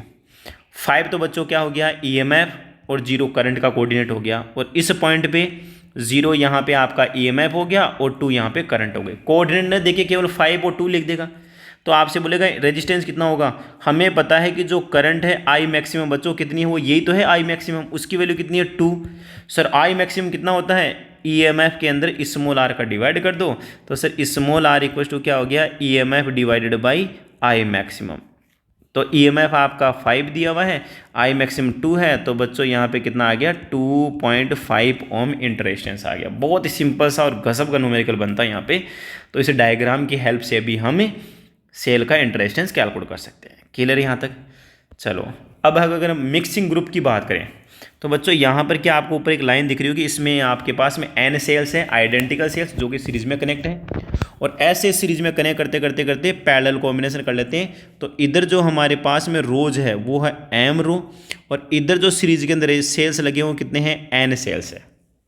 ठीक है, मैं केवल एक रो की बात करूं तो एक रो में टोटल ईएमएफ कितना हो गया, एन ई हो गया। क्लियर है कि नहीं बात, ढंग समझना। अब N E N E N E N E N E N E N E कितने हैं पैरेलल में। सबको पता है जब आइडेंटिकल सेल पैरेलल में कनेक्ट होते हैं तो ईएमएफ एक सेल के इक्विवेलेंट आता है। बच्चों इस पैरेलल कॉम्बिनेशन की खासियत क्या रहेगी, बहुत इंपॉर्टेंट है। अगर हमारे पास में ई ई ई इंटरेस्टेंस आर आर आर के सेल जब पैरेलल में कनेक्ट होते हैं तो हमारे पास में जो इक्विवेलेंट ईएमएफ आएगा वो एप्सिलॉन की इक्विवेलेंट आएगा। सबको ऐड मत कर देना, ठीक है ना। तो बेसिक कॉन्सेप्ट यहाँ अप्लाई क्या हो रहा है, एक सीरीज में जो ऊपर ब्रांच लगी हुई है, जो रो लगी हुई है, उसका टोटल इक्विवेलेंट मिला कितना आ गया, एन ई आ गया। But N E N E N E N E कितने टाइम्स है, एम टाइम्स है। तो हम एम टाइम्स से मल्टीप्लाई तो नहीं करेंगे सर। एक लाइन का जो ईएमएफ है वो सभी में पैरेलल में कनेक्ट है, ऐसे कैसे। तो हमारे पास में जो इक्विवेलेंट ईएमएफ आएगा बच्चों कितना आएगा, एन इंटू ई आएगा। क्लियर है। और इक्विवेलेंट रेजिस्टेंस का कोई लॉजिक नहीं होता भाई, सिंपल सी बात है। रेजिस्टेंस तो टोटल काउंट होगा, यहाँ पे नहीं कि सर जितने सेल आपने पैरेलल में लिए ऊपर जो लिए उन्हीं का काउंट होगा, नहीं। ऊपर अगर हम सीरीज की बात करें तो टोटल रेजिस्टेंस कितना हो गया, एन इंटू आर, है ना। एन इंटू आर को एक रेजिस्टेंस मान लो, ऊपर जो एक रो है ना उसका टोटल रेजिस्टेंस कितना हो गया सीरीज में, एन इंटू आर। अब N into R N into R N into R कितने टाइम्स लगा हुआ है, एम टाइम्स। रो कितनी है, एम। तो बच्चों यहाँ पे एम का डिवाइड कर देते हैं। पैरेलल में ये होता है, जितनी ब्रांचेज जितने रेजिस्टेंस उसका डिवाइड कर दो अगर आइडेंटिकल रेजिस्टेंस है। तो ये हमारे पास में आर इक्विवेलेंट आ गया क्या, यहाँ देखो N R divided by N. फिर उसके बाद में क्या होता है, अगर हम इसका एक एक्स्ट्रा रेजिस्टेंस इक्विवेलेंट सर्किट बनाएं तो हमारे पास में इक्विवेलेंट ईएमएफ एन ई आ गया, inter resistance N R by M आ गया, और बाहर कौन सा रेजिस्टेंस कनेक्ट किया है, कैपिटल आर। तो यहाँ पर जैसे हम करंट कैलकुलेट, तो करंट क्या होती है, total voltage divided by total resistance. Total voltage कितना है, एन इंटू ई। करंट को रेजिस्टेंस से टोटल रेजिस्टेंस कितना हो गया, external resistance plus internal resistance, ठीक है। तो जैसे हम ऐड करते हैं तो हमारे पास में करंट का फॉर्मूला क्या आ गया, एन एम। ये कोई रटने वाली चीज़ है, नॉर्मल सा बेसिक चीज़ है। टोटल ईएमएफ में टोटल रेजिस्टेंस का डिवाइड कर दो। अब आती है मैक्सिमम करंट कितनी ड्रॉ होगी। अब जो हमने कॉम्बिनेशन लिया वो तो फिक्स है, लेकिन जो एक्सटर्नल रेजिस्टेंस आपने कनेक्ट किया है उसकी वैल्यू बहुत इंपॉर्टेंट है कि उसकी वैल्यू क्या लगाई जाए कि इस पूरे सर्किट से जो पावर है वो मैक्सिमम ट्रांसफर हो उस रेजिस्टेंस के ऊपर। तो बच्चों इसकी एक सीधी ट्रिक होती है, उस सर्किट का जो इक्विवेलेंट रेजिस्टेंस होता है वो जो आपने बाहर रेजिस्टेंस लगाया उसके बराबर होना चाहिए।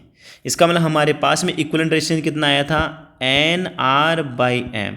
तो हमारा एक्सटर्नल रेजिस्टेंस भी इसी के बराबर होना चाहिए। इसी को बोलते हैं मैक्सिमम पावर ट्रांसफर थ्योरम। बच्चों बहुत ही सिंपल सा कॉन्सेप्ट है। जेईई मेंस से 2019 में भी क्वेश्चन पूछा गया, तो नीट के लिए भी आ सकता है कि एक बैटरी लगी हुई है, उसका इंटर रेजिस्टेंस स्मॉल आर है, तो बताओ जो एक्सटर्नल रेजिस्टेंस है उसकी वैल्यू क्या होनी चाहिए कि उसमें मैक्सिमम पावर का ट्रांसमिशन हो। तो सर जो एक्सटर्नल रेजिस्टेंस उसकी वैल्यू सेल के इंटर रेजिस्टेंस के बराबर ही होनी चाहिए। दैट्स ऑल, खत्म बस। तो हमारे पास में जो एक्सटर्नल रेजिस्टेंस है वो पूरे सर्किट का जो इक्विवेलेंट रेजिस्टेंस है उसके बराबर कर लिया, और यहाँ से हमने देखा कि एम बाई एन का जो रेशियो है वो small R by capital R के इक्वल आ रहा है। डिवाइड करके देख लो, यहाँ हो जाएगा। तो फिर मैक्सिमम करंट कितनी जाएगी उस एक्सटर्नल रेजिस्टेंस में, है ना। हमारे पास जो सेल्स का कॉम्बिनेशन उसमें से करंट फ्लो करेगी उस एक्सटर्नल रेजिस्टेंस में, कितनी करेगी। तो बच्चों सिंपल सा है, टोटल वोल्टेज तो कितना था, एन इंटू ई। अब नीचे किसका डिवाइड करेंगे, टोटल रेजिस्टेंस का। टोटल रेजिस्टेंस कितना होना चाहिए सर, एक्सटर्नल रेजिस्टेंस आर है तो जो सेल का रेजिस्टेंस वो भी कितना होना चाहिए था, कैपिटल आर। तो 2R का डिवाइड कर दूं, या फिर ऐसे डिवाइड नहीं कर रहे हो तो सर टोटल वोल्टेज तो हमारे पास में जो इक्विवेलेंट आया वो एम इंटू ई आया, लेकिन रेजिस्टेंस कितना है सर, कैपिटल आर की वैल्यू किसके इक्वल है, कैपिटल आर की value N into R divided by M है। और स्मॉल आर की वैल्यू कितनी है, स्मॉल आर जो टोटल इक्विवेलेंट मिला वो भी कितना मिला, N into R divided by M मिला। इसका मतलब टोटल मिला के कितना हो गया, 2 टाइम्स हो गया। अगर हम यहाँ पे आगे इसको चेक करें, शायद यहाँ मैंने गलत लिखा है इसको, 2NR बाई एम ही था क्या बच्चों, 2NR बाई, ठीक है। और ऊपर फॉर्मूले में सॉरी n इंटू ई था ना, यहाँ पे है ना, फॉर्मूले में ऊपर क्या था, जो टोटल वोल्टेज कितना आया था, n इंटू ई। देखे तो देखो बच्चों, n से n कैंसिल हो गया, तो ये हमारे पास में कितना आ रहा है, M E divided by 2 small R. दोबारा से एक बार रिपीट कर देता हूँ, देखो एक मिनट। इसमें क्या करना है अपने को, जब भी आपसे यहाँ पर मैक्सिमम जो वैल्यू पूछी जा रही है, यहाँ पे जो हमसे यहाँ पे मैक्सिमम वैल्यू पूछी जा रही है किसकी, पावर की या करंट की। तो उसके लिए हम क्या करें, हमने ये पढ़ लिया कि सर जो रेजिस्टेंस होता है वो इंटर रेजिस्टेंस के इक्वल होना चाहिए। तो हमने यहाँ पे क्या देखा कि सर जो करंट है, मैक्सिमम करंट, वो कितनी फ्लो करेगी, टोटल वोल्टेज तो कितना है N इंटू ई। टोटल रेजिस्टेंस कितना, देखो एक्सटर्नल रेजिस्टेंस अपने को नहीं पता, लेकिन अपने को इतना पता लगे कि सर एक्सटर्नल की वैल्यू इसके बराबर ही होनी चाहिए जो टोटल इक्विवेलेंट रेजिस्टेंस आया था। तो कैपिटल आर की जगह क्या पुट कर देंगे, N R divided by M, ठीक है। और हमारे पास में एन बाई आर एम खुद तो अपने आप में हाई है, तो जैसे इसको सोल्व करते तो हमारे पास में दूसरा फॉर्मूला क्या बन जाता है, M E divided by 2R। Simple है। चलो आगे चलें। किरचॉफ्स लॉ की बात करें तो डायरेक्ट आपका किरचॉफ्स लॉ पे क्वेश्चन आ सकता है। पहला जंक्शन लॉ होता है जो ये कहता है किसी जंक्शन पे टोटल करंट्स का जो एलजेब्रिक सम 0 होता है, जितने करंट आती है उतनी करंट आपकी इमर्ज हो जाती है या आउटगोइंग हो जाती है। और जो लूप लो होता है वो क्या कहता है कि एक आपके पास में कोई क्लोज सर्किट है जिसमें बैटरी लगी हुई है, रेजिस्टेंस लगी हुई है, तो इसके अराउंड, पूरे क्लोज सर्किट के अराउंड जो टोटल वोल्टेज डिफरेंस होता है बैटरी का, रेजिस्टेंस का, उसका पूरे का जो एलजेब्रिक समूह कितना होता है, 0 होता है। इसका साइन कन्वेंशन सबसे इंपॉर्टेंट होता है, ठीक है ना। साइन कन्वेंशन नॉर्मल सा करके जाना है, बाकी इसके न्यूमेरिकल्स की प्रैक्टिस आगे कर लेंगे अभी। फिर है व्हीटस्टोन ब्रिज। क्या होता है व्हीटस्टोन ब्रिज, एक हमारे पास में डिवाइस होती है जिसकी हेल्प से हम एक अननोन रेजिस्टेंस को कैलकुलेट कर सकते हैं। और ये जो व्हीटस्टोन ब्रिज है ये मोर सेंसिटिव कब होता है बच्चों, मोर सेंसिटिव तब होगा जब P, Q, R और S, जब इसके चारों रेजिस्टेंस इक्वल होते हैं। तो ये जो व्हीटस्टोन ब्रिज होता है ये स्मॉल से स्मॉल रेजिस्टेंस को भी प्रिसाइजली मेजर कर लेता है, इसको बोलते हैं इसकी सेंसिटिविटी, ठीक है ना। तो मोर सेंसिटिव कब होगा, जब चारों रेजिस्टेंस इक्वल होंगे। और इसकी जो बैलेंस कंडीशन होती है, जब हम रेजिस्टेंस डिटरमाइन करेंगे तो इसी कॉन्सेप्ट को काम में लेंगे, P/Q इक्वल टू R/S। इसका रेशियो इसके साथ और इसका रेशियो इसके साथ अगर इक्वल है तो हमारा व्हीटस्टोन ब्रिज बैलेंस कंडीशन में होता है। बहुत सिंपल से न्यूमेरिकल होते हैं, अभी इसके न्यूमेरिकल से भी करने वाले हैं। सिमिलरली आपका जो मीटर ब्रिज होता है वो व्हीटस्टोन ब्रिज के प्रिंसिपल पे काम करता है। व्हीटस्टोन ब्रिज आपका जब गैल्वेनोमीटर में कोई करंट फ्लो नहीं करती तो P/R/S होता है। सेम केस इसमें हो गया, ये P हो गया, ये Q हो गया। तो हमारे पास जो रेजिस्टिव वायर होता है इसके दो पार्ट कर दें तो ये बच्चों R हो गया, ये S हो गया, ठीक है ना। या फिर जो हमारे पास में मीटर ब्रिज में एक रेजिस्टिव वायर होता है 1 मीटर लंबा, ये 1 मीटर लंबा, इसके अगर दो पार्ट कैसे करें, हम यहाँ पे एक रेजिस्टेंस को जोड़ते हैं और एक रेजिस्टेंस यहाँ जुड़ा होता है, और यहाँ से हम जोड़ते हैं क्या, गैल्वेनोमीटर, और यहाँ पे टच करवाते हैं, यहाँ बैटरी जोड़ी जाती है, ठीक है। तो हम क्या करेंगे, ये P मान लेते हैं, ये Q मान लेते हैं, ये R हो गया, ये S हो गया। तो हम जैसे इस जोकी को या जो आपकी स्लाइडिंग केस को यहाँ टच कराते जाएंगे, एक कंडीशन जाएगी गैल्वेनोमीटर में डिफ्लेक्शन 0 आ जाएगा। ये तभी पॉसिबल है, यहाँ का रेजिस्टेंस इसके साथ बैलेंस होगा, इसका रेजिस्टेंस इसके साथ बैलेंस होगा। तो वही व्हीटस्टोन ब्रिज वाला कॉन्सेप्ट लगा के, और ये फॉर्मूला भी सबने याद कर रखा होगा, P का इस लेंथ के साथ रेशियो और Q का इस लेंथ के साथ रेशियो 100/L। अब यहाँ पे Q अननोन है कि P अननोन है, आराम से कैलकुलेट किया जा सकता है। इक्वेशन आपको मिल गई और इसको हम बैलेंस पॉइंट बोलते हैं। तो बैलेंस पॉइंट हमारे पास में जो बैलेंस लेंथ होती है वो L होती है। फिर आता है पोटेंशियोमीटर। पोटेंशियोमीटर एक प्रैक्टिकल डिवाइस होती है जिसकी हेल्प से हम प्रिसाइजली एक्यूरेटली दो पॉइंट के बीच पोटेंशियल डिफरेंस को मेजर कर सकते हैं, ठीक है। तो अब अगर हम बात करें तो जो पोटेंशियोमीटर होता है वो नल डिफ्लेक्शन पे काम करता है। नल डिफ्लेक्शन क्या होता है बच्चों, जब हम ये इसका प्राइमरी सर्किट होता है और सेकेंडरी सर्किट में हम एक बैटरी को कनेक्ट करते हैं। बैटरी कनेक्ट करने का तरीका क्या होता है, हाई पोटेंशियल, सभी हाई पोटेंशियल एक पॉइंट पे कनेक्ट किए जाते हैं। इसमें एक लेंथी वायर होता है 10 मीटर का, 50 मीटर का, 100 मीटर का रेजिस्टिव वायर होता है जो कांस्टेंट मैग्नीन का बनाया जाता है। कांस्टेंट मैग्नीन का क्यों बनाते हैं, क्योंकि उनकी रेजिस्टिविटी हाई होती है और जो टेम्परेचर कोफिशिएंट होता है आपका, रेजिस्टिविटी ऑफ टेम्परेचर कोफिशिएंट, वो वेरी स्मॉल होता है, इसलिए हम LO का काम लेते हैं। टोटल यहाँ करंट कैलकुलेट करनी है तो टोटल EMF है और टोटल रेजिस्टेंस क्या क्या हो जाएगा, रेजिस्टेंस आपका रेजिस्टिव वायर का रेजिस्टेंस हो जाएगा, सेल का इंटर रेजिस्टेंस हो जाएगा, रियोस्टेट का रेजिस्टेंस हो जाएगा। करंट क्या होती है, total voltage divided by total resistance.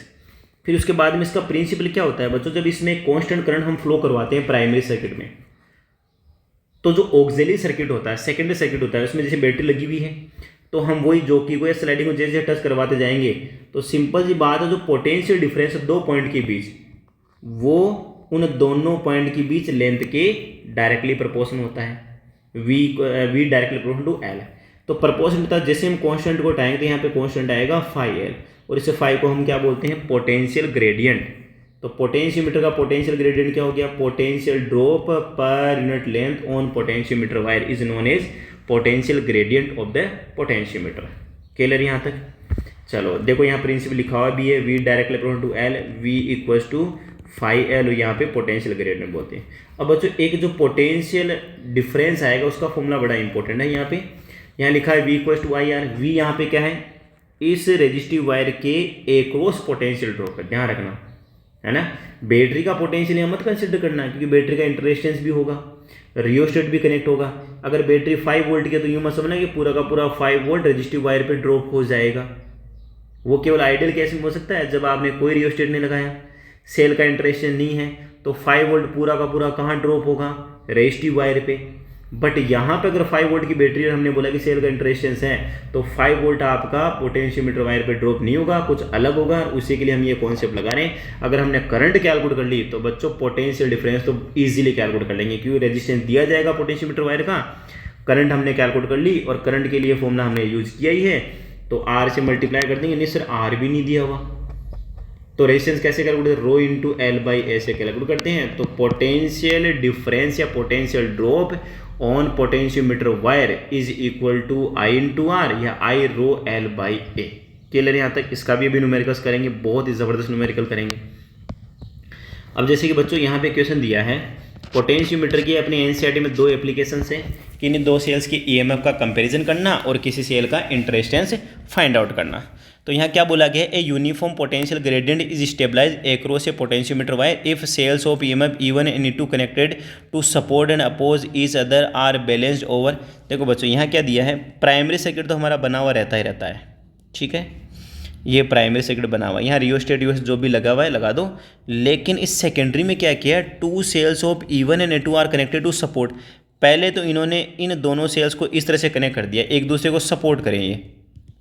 तो अपने को गैल्वेनोमीटर की हेल्प से जो बैलेंस लेंथ मिलती है बच्चों को कितनी मिलती है, 6 मीटर पे मिलती है। तो मैंने इक्वेशन लिख दी E1 plus E2 equals to 5L। तो 5 कितना हो गया, 5 तो नहीं दिया हुआ लेकिन 6 दिया हुआ, तो 6 मीटर XL, याद है ना, 5L अभी लिखा था। फिर उसके बाद बोला है and each other are balance to oppose. अब एक दूसरे को अपोज करे, एक सेल को दूसरे सेल के अपोजिट में लगा दिया, तो बैलेंस लेंथ कितनी आ रही है, 2 मीटर आ रही है, 2 5 से 5 कट जाएगा कांस्टेंट। तो यहाँ इसको सोल्व करें तो बच्चों कितना आ गया, 3। रेशियो कितना आ रहा है, 3 आ रहा है। अब E1 E2 का रेशियो कैसे है, यहाँ पर अपने को करना पड़ेगा रेशनलाइजेशन। रेशनलाइज का मतलब इसमें जब हम इस चीज़ नीचे वाली चीज़ को ऐड करते हैं तो कितना आ रहा है, 2E1। क्लियर है। और ऊपर वाली चीज़ में नीचे वाली चीज़ को सब्ट्रैक्ट करें तो बच्चों कितना आ रहा है, 2E2। और यहाँ कितना हो गया, 3 हो गया। ऊपर 3 सही लिखा था क्या, 6/3, ठीक है, ये 3 हो गया। लगता है कहीं ना कहीं मिस्टेक हुई, 6/2 है, तो 6/2 है तो अपने पास में कितना हो जाएगा, 3। हाँ इधर भी तो रेशनलाइज करना पड़ेगा ना, कितने मायने मिस्टेक हो रही है। इधर लेफ्ट हैंड साइड में रेशनलाइज कर दिया, अब इधर की तरफ रेशनलाइज करो। 3 में 1 ऐड किया तो 4, और 3 में से 1 सेपरेट किया तो बच्चों कितना हो गया, 2। इधर से 2 कैंसिल हो गया और ये रेशियो कितना आ गया, 2:1। सिंपल है। तो यहाँ पे देखो सॉल्यूशन भी किया हुआ है, E1/E2 का रेशियो रेशनलाइज करेंगे तो इधर बन जाएगा 2E, इधर बन जाएगा 2E2। 6 में 2 ऐड किया तो 8, और 6 में 2 सेपरेट किया तो 4, तो रेशियो कितना आ गया, 2:1। सिंपल है क्वेश्चन। आपने सीखा होगा ये जो 2 सेल्स का EMF का कंपैरिजन करते हैं तो हमें ये ट्रिक लगानी होती है। चलो आगे चलो, देखो एक और क्वेश्चन है आपका मीटर ब्रिज का, है ना। इसमें क्या दिया है, इन ए प्रैक्टिकल व्हीटस्टोन ब्रिज। हमारे पास एक प्रैक्टिकल व्हीटस्टोन ब्रिज है, और प्रैक्टिकल व्हीटस्टोन ब्रिज क्या होता है, मीटर ब्रिज होता है ना। प्रैक्टिकल जो व्हीटस्टोन ब्रिज है वो मीटर ब्रिज होता है। मीटर ब्रिज एक व्हीटस्टोन ब्रिज पे काम करने वाले प्रैक्टिकल डिवाइस है। व्हेन 1 more रेजिस्टेंस ऑफ 100 में connected in parallel with the unknown resistance. देखो बच्चों हमने यहाँ पे एक रेजिस्टेंस लिया था और एक रेजिस्टेंस ये लिया था। हमारे पास एक अननोन रेजिस्टेंस R है, इन्होंने बोला कि इसके पैरेलल में हमने एक और रेजिस्टेंस कनेक्ट कर दिया 100 ओम। तो जो बैलेंस लेंथ का जो रेशियो है वो क्या हो जाता है, वो बैलेंस लेंथ का जो रेशियो है वो L1/L2 = 2 हो जाता है। इस बार इन्होंने बोला कि L1/L2 का रेशियो 2:1 हो जाता है। पहले क्या था नहीं पता, 2 हो जाता है। L1 is the balance length, AB is a uniform wire, find the value of X। इन्होंने बोला कि L1 जो है वो बैलेंस लेंथ है, बिल्कुल बैलेंस लेंथ को ऊपर लिखा मैंने। अब क्वेश्चन बच्चों ढंग से सोचो एक बार, देखिए क्या है। सर पहले L1/L2 का रेशियो जो भी हुआ होगा हमें नहीं पता, लेकिन यहाँ बोला जा रहा है कि L1/L2 का रेशियो 2:1 होना चाहिए। पूरा ढंग समझने की कोशिश करना। अब क्या दिमाग लगाएं बच्चों, एक बार सोचना, सर L1 डबल हो गई, L1 डबल हो गई, तो इसका मतलब L2 हाफ हो गई। ट्रिक से देखना, बाकी दो इक्वेशन बनाने में क्या, इक्वेशन बनाने की जरूरत नहीं है। तो सर ये रेशियो 2:1 कैसे हो सकता है, ये कौन सा लॉजिक आ गया? इसका मतलब अगर 100 ओम रेजिस्टेंस कनेक्ट किया है तो लेंथ हाफ कब होगी? ये रेजिस्टेंस भी 100 ओम ही था। 100 और 100 पैरेलल में कितने हो गए? 50 ओम हो गए। और 50 ओम हो गए तो बच्चों यहाँ बैलेंस लेंथ कम हो जाएगी और उधर बैलेंस लेंथ क्या हो जाएगी? डबल हो जाएगी। इसका मतलब हमने जो पैरेलल में रेजिस्टेंस 100 ओम जोड़ा था, उसके पैरेलल में जो रेजिस्टेंस था वो कितना था? 100 ओम रेजिस्टेंस ही था। कितना था? 100 ओम रेजिस्टेंस था। क्लियर है यहाँ तक? बिल्कुल बेसिक सा। अगर इक्वेशन बनाओगे तो थोड़ा लेंथ ही जाएगा। और यहाँ पे आंसर देखो 100 ओम है। लेंथ जैसे L1/L2 का रेशियो डबल हो गया तो कन्फर्म बच्चों इस वाले ब्रांच में रेजिस्टेंस हाफ हो गया। अब हाफ कब होगा? जब आपने 100 कनेक्ट किया तो एक्स भी पहले 100 ही था। 100 का पैरेलल कॉम्बिनेशन 50 हो गया, मतलब हाफ हो गई वैल्यू। सिंपल सी बात है, ठीक है।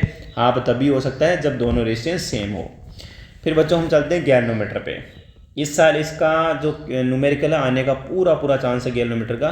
गैल्वेनोमीटर एक प्रैक्टिकल डिवाइस होती है जिसकी हेल्प से हम वेरी स्मॉल करंट का मेजरमेंट करते हैं और जनरली ये करंट के फ्लो की डायरेक्शन को डिटेक्ट करती है। किसी भी सर्किट में करंट किस डायरेक्शन में फ्लो करी है उसका डिटेक्शन करती है।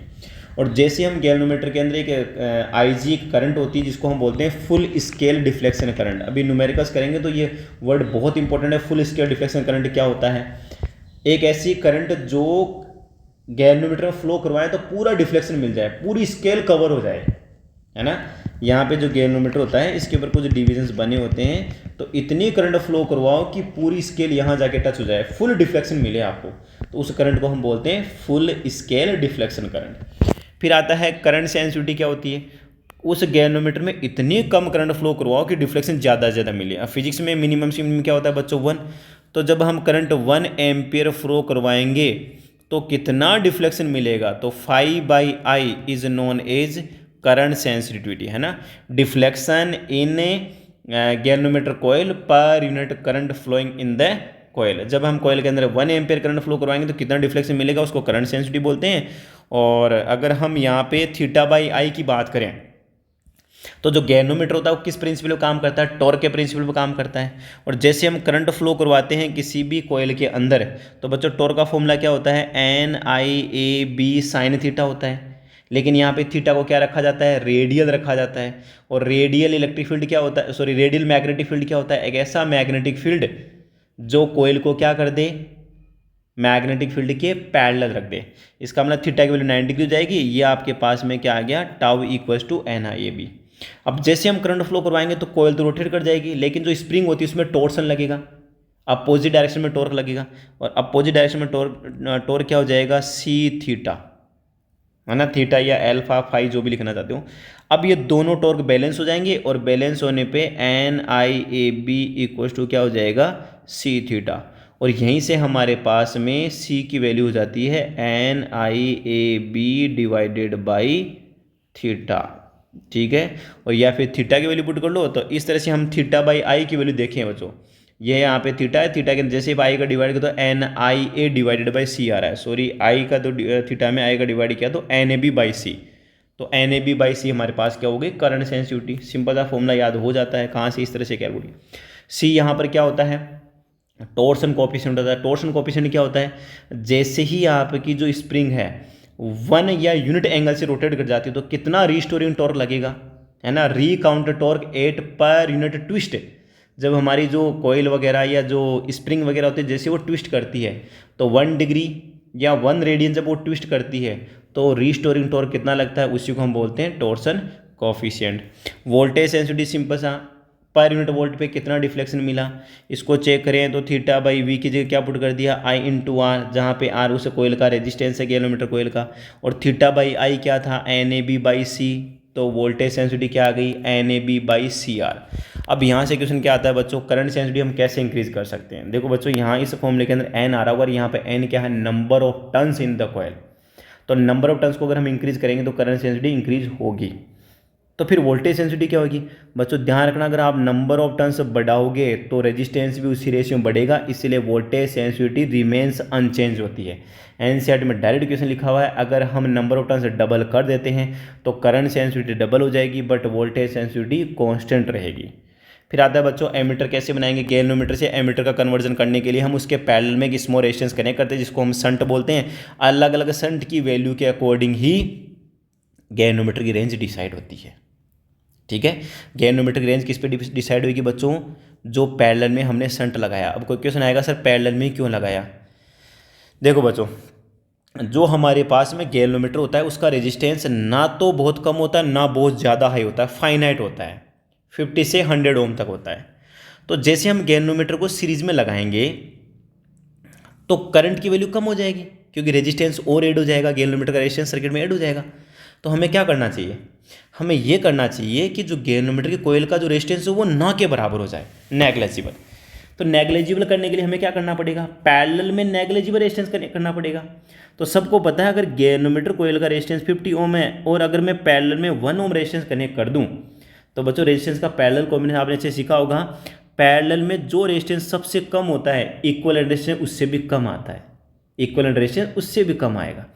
तो दो रेजिस्टेंस पैरेलल में कनेक्ट हो गए तो इक्विवेलेंट रेजिस्टेंस बच्चों कितना आ जाएगा, 1 ओम से भी कम आ जाएगा। इसका मतलब हमारा गैल्वेनोमीटर अब सीरीज में जोड़ने लायक बन गया है क्योंकि उसका रेजिस्टेंस बहुत कम कर दिया है हमने।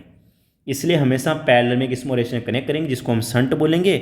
और यहाँ पे जो न्यूमेरिकल्स है उसको कैसे करेंगे बच्चों, देखो गैल्वेनोमीटर और शंट दोनों पैरेलल में हो गए और पैरेलल में वोल्टेज क्या होता है, इक्वल होता है।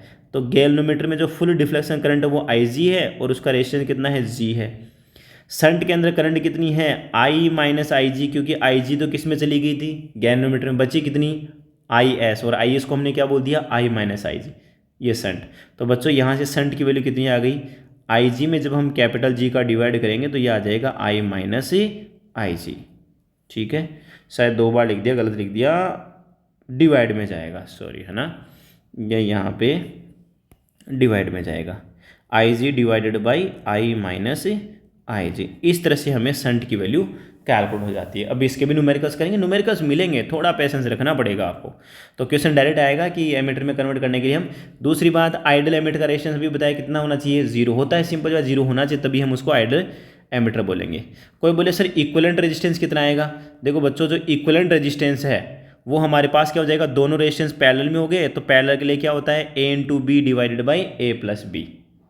गैल्वेनोमीटर को जब हम एमीटर में कन्वर्ट करेंगे तो एमीटर का इक्विवेलेंट रेजिस्टेंस कितना हो जाएगा, शंट का रेजिस्टेंस, गैल्वेनोमीटर का रेजिस्टेंस डिवाइडेड बाय शंट का रेजिस्टेंस प्लस गैल्वेनोमीटर का रेजिस्टेंस। क्लियर है यहाँ तक, ये हमारे पास में इक्विवेलेंट रेजिस्टेंस आ जाएगा। अब अगर हम नेक्स्ट बात करें तो एक सिंपल सी अप्रोच काम में आती है न्यूमेरिकल्स के अंदर कि अगर आपको एमीटर की जो रेंज है वो इंक्रीज करनी है n टाइम्स। n टाइम्स का मतलब पहले रेंज थी 5 एम्पियर, अब कितनी करनी है, 25 एम्पियर करनी है। तो हमें किस वैल्यू का शंट ऐड करना पड़ेगा। बहुत ही ज़बरदस्त क्वेश्चन है बच्चों, आज तक कभी आया नहीं लेकिन इस टाइप का क्वेश्चन आना चाहिए। बोल दिया जाए कि 5 एम्पियर से 25 एम्पियर बढ़ानी है, तो कितने टाइम से बढ़ानी है, 5 टाइम्स। तो बच्चों शंट की वैल्यू डायरेक्ट होती है गैल्वेनोमीटर जो जोड़ा है ना उसका रेजिस्टेंस डिवाइडेड बाई n-1, मतलब हमारे पास में हो जाएगा G डिवाइडेड बाई कितने टाइम्स, 5 - 1 G/4। मतलब जो रेजिस्टेंस हमारे गैल्वेनोमीटर का था उसका 1/4 जो रेजिस्टेंस है, 1/4 वो हमें सीरीज पैरेलल में कनेक्ट करना पड़ेगा गैल्वेनोमीटर कॉइल के साथ। क्लियर है। जैसे इसका न्यूमेरिकल ले लेते हैं, क्वेश्चन को आप ढंग से पढ़ो। क्वेश्चन में क्या बोला गया है, a galvanometer of a coil resistance 20 ohm give a full scale deflection with a current of 5 milliampere, what arrangement should be made in order to measure the current up to 1 ampere. आप direct फॉर्मूले से कर लो, कोई दिक्कत नहीं है, फॉर्मूले से भी आंसर आएगा आपका। फॉर्मूला अभी क्या था सर, शंट की वैल्यू हमें IG into capital G divided by I minus IG। इस फॉर्मूले का यूज़ करके आप शंट कैलकुलेट कर लो कि भाई ये शंट पैरेलल के अंदर हमें कनेक्ट करना पड़ेगा। ये बोला ना, what arrangement should be made in order to measure the current up to 1 ampere. तो पैरेलल के अंदर हमें कौन सा शंट लगाना पड़ेगा, इसका कर लो, या फिर अभी हमने सीखा sir G divided by n-1 वाला हम शंट लगाएंगे। G की वैल्यू कितनी है रेजिस्टेंस 20 ओम। n यहाँ क्या है, वो फैक्टर है जो करंट को इंक्रीज कर रहा है। कितने टाइम्स सर, हमारे पास में 5 मिली एम्पेयर से करंट कितनी करनी है 1 एम्पेयर। बताओ कितने टाइम्स हो गई, तो 1 के अंदर 5 मिली एम्पेयर। मिली का मतलब कितना हो गया 10⁻³ 1000 में अगर हम 5 का डिवाइड करते हैं, 1000 में अगर हम 5 का डिवाइड करते हैं तो कितना हो गया 200। तो इसका मतलब करंट जो है वो 200 टाइम्स बढ़ानी पड़ेगी। तो बच्चों ये आ गया 200 - 1। 200 में से एक सब्ट्रैक्ट करके तो कोई खास नहीं है, 200 ही रखो। तो हमारे पास में वैल्यू क्या हो गई 20 डिवाइडेड बाई 200 0, ये आ गया 1 डिवाइडेड बाई 10। अप्रॉक्सीमेट हमें कनेक्ट करना पड़ेगा 0.1 ओम का शंट। देखो आंसर भी लिखा हुआ है, आप इससे कर लो तो भी वही आंसर आ रहा है। क्लियर है। शॉर्ट ट्रिक भी तो भाई काम में आनी चाहिए ना, शॉर्ट ट्रिक का भी यूज़ करो, बहुत ही ज़बरदस्त ट्रिक है। जब भी आपको बोले करंट यहाँ से यहाँ तक इतनी मेजर करनी है, तो बच्चों शंट सीधा याद कर लो G के अंदर गैल्वेनोमीटर के रेजिस्टेंस में सीधा n-1 का डिवाइड कर दो। n यहाँ पर वो फैक्टर है जो ये कहना चाह रहा है कि कितना टाइम्स आपको करंट इंक्रीज करनी है। बाकी डायरेक्ट फॉर्मूला तो हमने यूज़ किया ही है। आगे देखो रेजिस्टेंस सॉरी वोल्टमीटर। अब यहाँ पे वोल्टमीटर एक प्रैक्टिकल डिवाइस होती है जिसकी हेल्प से हम वोल्टेज को मेज़र करते हैं, बट ये एक्यूरेटली मेज़र नहीं कर पाता है क्योंकि आइडल जो वोल्टमीटर था उसका रेजिस्टेंस बच्चों इनफाइनाइट होना चाहिए। आइडल वोल्टमीटर का रेजिस्टेंस क्या होना चाहिए इनफाइनाइट होना चाहिए। तो सर इनफाइनाइट क्यों नहीं होता, क्योंकि गैल्वेनोमीटर से हम वोल्टमीटर बनाएंगे। अब जब हम वोल्टमीटर बना रहे हैं, मान लो इस गैल्वेनोमीटर को हम एज ए वोल्टमीटर मान लें और इसको पैरेलल में कनेक्ट कर दें, तो बच्चों पैरेलल में कनेक्ट करने पे क्या होगा, आपने यहाँ पे बैटरी लगा रखी है और इस सर्किट में करंट फ्लो कर रही है, तो कुछ करंट ही गैल्वेनोमीटर ले जाएगा क्योंकि गैल्वेनोमीटर का रेजिस्टेंस बहुत ज़्यादा नहीं है, केवल फाइनाइट है। तो कुछ करंट इसके अंदर चली जाएगी, बाकी करंट इस रेजिस्टेंस के अंदर जाएगी। तो सिंपल सी बात है बच्चों, आप खुद बता दो क्या होने वाला है। सर रेजिस्टेंस में कम करंट जा रही है तो वोल्टेज ड्रॉप कम होगा, तो एक्यूरेट पोटेंशियल डिफरेंस मेजर नहीं होगा। तो हमें क्या करना चाहिए कि इस गैल्वेनोमीटर में करंट बिल्कुल भी नहीं जाए, तो इसका रेजिस्टेंस क्या करना पड़ेगा वेरी हाई, बहुत हाई रेजिस्टेंस कर दें। वैसे पॉसिबल नहीं है, इनफाइनाइट नाम की कोई चीज़ होती नहीं है, लेकिन फिर भी हम क्या करेंगे इस गैल्वेनोमीटर की कॉइल के सीरीज़ के अंदर एक हाई रेजिस्टेंस को कनेक्ट करेंगे और यही हमारा जो गैल्वेनोमीटर है किसमें कन्वर्ट हो जाएगा वोल्टमीटर में। We connect a large resistance कैपिलर in series with the galvanometer. Diagram दिख रहा होगा बच्चों आपको, ठीक है। ये रहा हाई रेजिस्टेंस हमने यहाँ पे कनेक्ट कर दिया और हमारा एक्सटर्नल रेजिस्टेंस तो है ही है क्योंकि एक्सटर्नल रेजिस्टेंस के तो पैरेलल में वोल्टमीटर लगाएंगे। तो ये ऊपर जो डिवाइस है ये पूरी वोल्टमीटर डॉट डॉट से आपको दिख रहा होगा, ये डॉट डॉट वाला जो चीज़ है वो हमारा क्या बन गया वोल्टमीटर बन गया। और वोल्टमीटर के लिए हमने यहाँ पे 2 पॉइंट लिए, इन दोनों पॉइंट की एक्रॉस हमें क्या मेजर करना है पोटेंशियल डिफरेंस मेजर करना है। तो पोटेंशियल डिफरेंस के लिए V इक्वल होता है IG G + R। देखो बच्चों यहाँ से करंट जाएगी full deflection current, full deflection current दोनों में सेम जाएगी, तो टोटल वोल्टेज जो आप मेजर कर रहे हो किसके बराबर हो गया IG + G + I × R। यहाँ से ये पोटेंशियल वाला हो गया। अब यहाँ पे जो भी क्वेश्चन में दिया गया वो देख लो। तो यहाँ पर हम बात कर लेते हैं क्वेश्चन की। यहाँ पे एक सिंपल से ट्रिक, अगर वोल्टेज की जो रेंज है वोल्टमीटर की जो रेंज है बोल दिया जाए कि 20 वोल्ट से 100 वोल्ट करनी है, एक वोल्टमीटर जिसकी रेंज 20 वोल्ट से 100 वोल्ट है। रेंज क्या होती है, जो लास्ट जो वैल्यू होती है मैक्सिमम वैल्यू, तो इतनी करनी है। बताओ कितने टाइम्स आपने इंक्रीज कर दिया 5 टाइम्स रेंज को करना है। तो जो आप हाई रेजिस्टेंस कनेक्ट करोगे बच्चों RH बोल दो या R बोल दो, वो होता है n-1 × G। हाई रेजिस्टेंस के लिए n-1 और पैरेलल में जो स्मॉल रेजिस्टेंस लगाई जिसको शंट बोला उसके लिए G में n-1 का डिवाइड करना है। बिल्कुल सिंपल सा ट्रिक है। तो देखो यहाँ क्वेश्चन ले लेते हैं।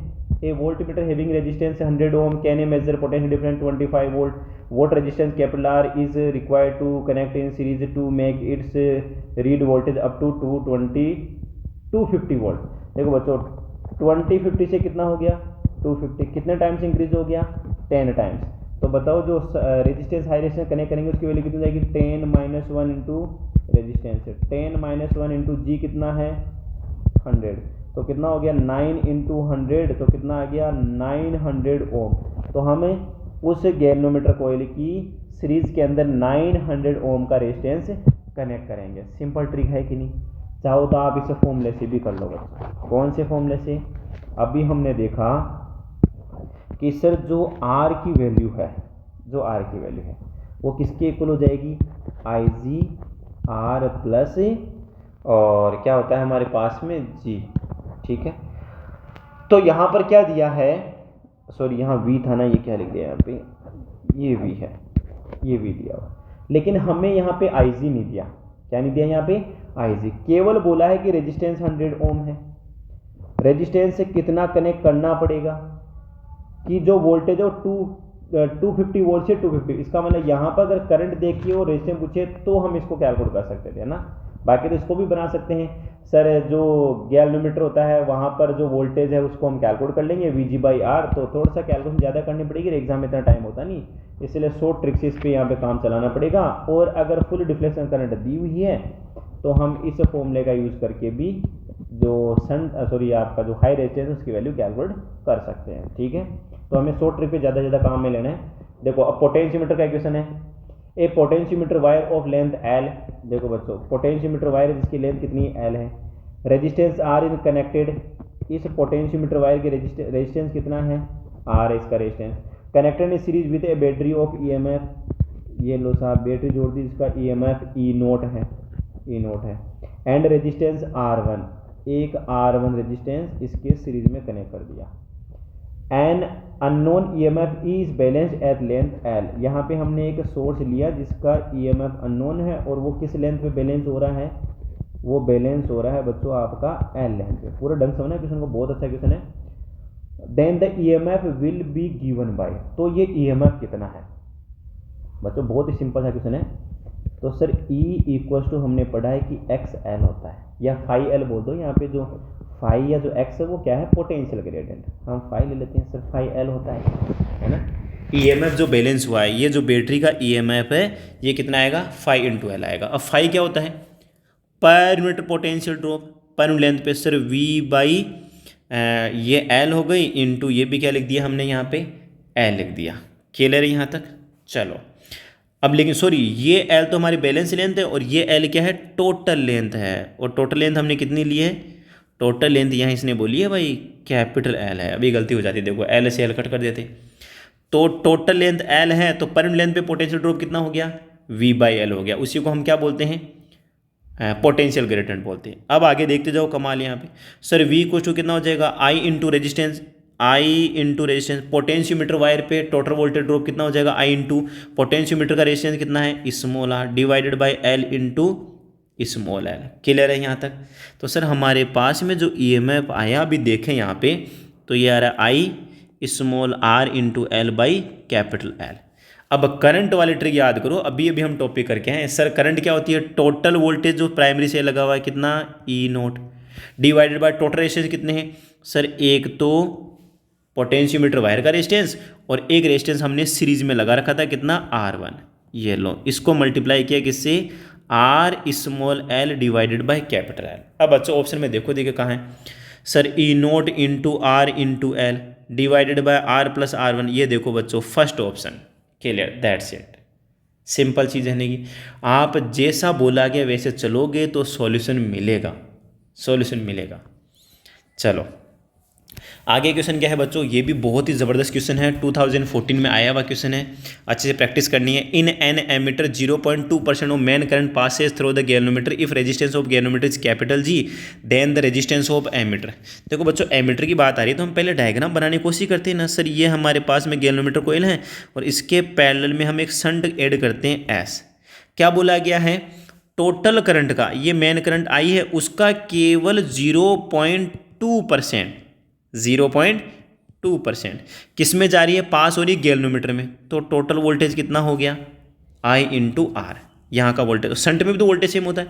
अब मुझे एक चीज़ बताओ जब 0.2% करंट गैल्वेनोमीटर में पास हो रही है तो शंट में कितनी होगी, सर शंट में होगी 99.8%, और शंट को मल्टीप्लाई कर दो, परसेंटेज से परसेंटेज कट जाएगा, I से I भी कट जाएगा। देखा जाए तो 0.2 को G से मल्टीप्लाई किया और 99.8 को S से मल्टीप्लाई किया, क्लियर यहाँ तक। तो अगर हम देखें तो सर शंट की वैल्यू आ रही है 0.2 G डिवाइडेड बाई 99.8, देखो 0.1 से 0.1 कैंसिल हो गया, G डिवाइडेड बाई ये कितना आ गया 499। पूछा गया बच्चों the resistance of the ammeter, बच्चों शंट नहीं पूछा है, सीधा टिक तुम किस पे करोगे, इस पे, जो कि गलत हो जाएगा। शंट की वैल्यू नहीं पूछी है, यहाँ पूछा है एमीटर का रेजिस्टेंस। अब बच्चों सबको पता है सर एमीटर का जो रेजिस्टेंस होता है क्या था, G into shunt divided by G plus shunt. और जैसे हम G को शंट की वैल्यू से, शंट की वैल्यू क्या है G divided by 499 divided by G की वैल्यू, G शंट की वैल्यू कितनी होगी G डिवाइडेड बाई 499। बच्चों देखो ऊपर तो वैल्यू आ रही है हमारे पास में G स्क्वायर और नीचे 499, ये होके नीचे आ गई वैल्यू कितनी 500, G से G कैंसिल हो गया और वैल्यू कितनी आ गई G डिवाइडेड बाई 500 ओम। जो भी है ऑप्शन कौन सा है, सी करेक्ट है। मुझे एक चीज़ बताओ, ये चीज़ समझ में आई नहीं है आपके, पैरेलल में वोल्टेज सेम होता है, यहाँ करंट कितनी जा रही है 0.2% ऑफ आई जा रही है, और तो इधर कितनी जाएगी बच्चों, टोटल करंट 100% होती है तो 99.8% ऑफ आई जा रही है। और तो करंट को जी से मल्टीप्लाई करो, करंट को एस से मल्टीप्लाई कर लो, परसेंटेज परसेंटेज कैंसिल होएगा, सोल्व किया तो सबसे पहले शंट कैलकुलेट किया और एमीटर का रेजिस्टेंस पता ही आपको क्योंकि दोनों रेजिस्टेंस पैरेलल में है तो सोल्व कर लो, सिंपल सा। चलो आगे क्वेश्चन दिया है बच्चों हमारे पास में, a uniform metal wire has resistance of 18 ohm and is bend into A equilateral triangle. बोला गया है कि एक 18 ओम का रेजिस्टिव वायर है। देखो बेटा जेईई मेंस का है लेकिन ये बहुत ही सिंपल क्वेश्चन है, नीट में आ सकता है। इसको एक बार अप्रोच देखो, इसको इक्विलेटरल ट्रायंगल के अंदर मोड़ लिया बच्चों, जैसे मोड़ेंगे तो यहाँ पे 6 ओम 6 ओम 6 ओम, क्योंकि इक्विलेटरल ट्रायंगल में तीनों साइड इक्वल होती है तो ये 80 ओम रेजिस्टेंस 3 पार्ट में क्या हो जाएगा, डिवाइड हो जाएगा, 3 पार्ट में क्या हो जाएगा, डिवाइड हो गया। अब इन्होंने क्या बोला, then the resistance between any 2 vertices, दो कोई सी वर्टिस ले लो, इनके अलोंग इक्विवेलेंट रेजिस्टेंस कितना हो जाएगा बच्चों, ये दोनों किस में हो गए, सीरीज में, तो 12 ओम रेजिस्टेंस, ये 12 ओम रेजिस्टेंस हो गया, 6 के साथ क्या हो गया पैरेलल में, तो 12 into 6 divided by 12 plus 6 72 divided by ये कितना हो जाएगा हमारे पास में 18, तो ये आ गया बच्चों कितना 4 ओम। ये लो साथ ले, बताओ सही है कि नहीं, बेसिक चीज़ें आराम से कर सकते हो, कोई दिक्कत नहीं है। फिर उसके बाद में देखो बच्चों नेक्स्ट क्वेश्चन है, ये मेरे तरफ से इंपॉर्टेंट है, जेईई मेंस 2020 में पूछा गया, नीट में 2 से 3 बार आ चुका है, एआईपीएमटी में भी आ चुका है। क्वेश्चन क्या है बच्चों, अच्छे से पढ़ने की कोशिश करना, इस साल भी इस क्वेश्चन की पूरी प्रोबेबिलिटी के क्वेश्चन बन जाए, आ जाए। 2 cells of EMF 2E and E with interresistance R1 and R2 respectively are connected in series to an acceleration capital R as shown in the figure. The value of capital R at which the potential across the terminus of the first cell becomes 0. ये क्या कह रहा है कि इसकी value क्या होनी चाहिए कि जो पहला वाला सेल है, देखो बच्चों पहला सेल 2E है, इसका जो पोटेंशियल डिफरेंस वो 0 हो जाए। तो बच्चों हमारे पास में V इक्वल्स टू क्या होता है, पोटेंशियल डिफरेंस। जब सेल से करंट ले रहे होते हैं, दोनों सेल करंट दे रहे हैं, इसका मतलब दोनों सर्किट आपके क्लोज सर्किट में है, तो V इक्वल्स टू क्या होता है, V इक्वल्स टू सर जो डिस्चार्ज होता है तो V equals to E minus I R होता है। तो E की वैल्यू कितनी है 2E माइनस आई करंट कितनी है सर्किट में, सर ये मान लेते हैं टोटल इसका जो रेजिस्टेंस है इंटर रेजिस्टेंस इस सेल का वो कितना दिया है बच्चों, यहाँ पे R1 दिया है। क्लियर है कि नहीं सर, हमारे पास में इस सेल की अगर हम TPD की बात करें तो TPD क्या होती है, पोटेंशियल डिफरेंस क्या होता है, EMF माइनस IR, और EMF क्या होता है V प्लस IR होता है, ठीक है ना। तो V इक्वल टू क्या हो गया E माइनस IR, E कितना दिया 2E, क्योंकि हमें इसी सेल के बारे में बोला है तो इसी सेल के लिए TPD यूज़ करेंगे, टर्मिनल पोटेंशियल डिफरेंस। क्वेश्चन में क्या बोला कि 0 हो जाए, तो सर ये हो गया 2E माइनस का IR1, तो सर हमारे पास में IR1 की वैल्यू कितनी है 2E, लेकिन सर I तो है ही नहीं, तो बच्चों आई कैलकुलेट कर लेंगे, क्या दिक्कत है। आई इक्वल टू क्या होता है, टोटल वोल्टेज। देखो बच्चों दोनों सेल एक दूसरे का सपोर्ट कर रहे हैं तो टोटल ईएमएफ कितना हो गया 3E। क्लियर है। टोटल रेजिस्टेंस कितना हो गया, टोटल रेजिस्टेंस बच्चों R1 plus R2 plus capital R। Total resistance कितना हो गया R1 plus R2 plus capital R। तो यहाँ पुट कर लेते हैं, आई की वैल्यू कितनी हो गई सर, आई की वैल्यू हो गई 3E divided by R1 plus R2 plus capital R into यहाँ कितना है R1 इक्वल टू बच्चों कितना हो गया 2E। देखो बच्चों E से E कैंसिल हो गया, क्रॉस मल्टीप्लाई अगर करते हैं तो यहाँ तो आ रहा है 3R1 और वहाँ बच्चों कितना आ रहा है 2R1 plus 2R2 plus 2 capital R। देखो बच्चों 3R1 में से एक R1 जाएगा तो कितना बच गया R1, और ये कितना बच गया 2R2 प्लस 2R। तो 2R की वैल्यू हमारे पास में कितनी होगी R1 माइनस 2R2। तो बच्चों कैपिटल R की वैल्यू कितनी होगी R1 बाई 2 माइनस R2। बताओ बच्चों कौन सा ऑप्शन, बी ऑप्शन करेक्ट है कि नहीं। सिंपल अप्रोच है कि नहीं, बेसिक अप्रोच है, इस तरह का क्वेश्चन कर सकते हो। एक बार दोबारा से रिवाइज करके देखो इस क्वेश्चन को, ठीक है। चलो नेक्स्ट चलते हैं। यहाँ बोला गया है in the given circuit diagram a wire is joining between the point B and D, the current in this wire. ये बीच में आपको एक वायर दिख रहा होगा, इसमें करंट पूछी जा रही है। सबसे पहला काम क्या करना पड़ेगा बच्चों, आपको टोटल करंट कैलकुलेट करनी पड़ेगी। तो ये थोड़ा सा लेंथी क्वेश्चन है। अब आपको पता है जो सेक्शन बी रहेगा उसमें एक क्वेश्चन लेंथी भी रहेगा। तो इसके लिए मैंने क्या किया, सबसे पहले आप टोटल करंट आराम से कैलकुलेट कर सकते हो। ये दोनों रेजिस्टेंस पैरेलल में आ जाएंगे, दोनों रेजिस्टेंस पैरेलल में आ जाएंगे। फिर जब पैरेलल में आ गए तो एक रेजिस्टेंस ये हो गया, एक रेजिस्टेंस ये हो गया, दोनों सीरीज में आएंगे। सीरीज में करके आप आर इक्विवेलेंट कैलकुलेट कर लो और करंट क्या हो जाएगी, V divided by R equivalent. और जैसे हम सोल्व करते तो हमारे पास में जो टोटल करंट आ रही है बच्चों, सर्किट में देखो टोटल करंट हमारे पास में आ रही है 4/5 और इधर कितनी है 4/5 प्लस 1/5, 5/5 1 एम्पियर करंट आ रही थी। सर्किट से कितनी करंट जा रही थी, 1 एम्पियर करंट जा रही थी, ठीक है। ये कैलकुलेट करना पड़ेगा। अब इस 1 एम्पियर करंट को हम क्या करेंगे, सर्किट के अंदर ड्रॉ करेंगे। जैसे हमारे पास में करंट आ रही है यहाँ पे 4/5 एम्पियर है, इधर से कितनी है I/5 है। अब इस करंट को जैसे हम इस ब्रांच के अंदर डिवाइड करते हैं, यहाँ पे ये करंट हो गई इधर की तरफ, अब वो वाली करंट उधर जाएगी। तो आपको पता है यहाँ पे 2 ओम रेजिस्टेंस है और यहाँ पे 3 ओम रेजिस्टेंस है। तो सबको पता है कि सर हमारे पास में जो 1 एम्पियर करंट थी इसको 2 ब्रांच में डिवाइड करना है। किस किस में, एक तो 2 ओम में और एक 3 ओम में। क्या ट्रिक है बच्चों बताओ, देखें सर पैरेलल के लिए इन दोनों का पैरेलल कॉम्बिनेशन लेके करना है, क्योंकि जो वायर होगा ना आपका, जो वायर है ये बीच में कहीं बीच में लगा हुआ है। तो अगर हम यहाँ पे इन दोनों करंट्स को देखें सर 2 ओम और 3 ओम के अंदर, तो हमारे पास जो करंट जा रही है यहाँ पे इसको सोल्व करें तो 3/5 हो जाएगी, इधर से 2/5 हो जाएगी। कैसे सर 1 एम्पियर करंट है या टोटल करंट I थी, तो 2 में तो कितनी जाएगी sir 3 × I divided by total से कितना है 5, तो 3/5।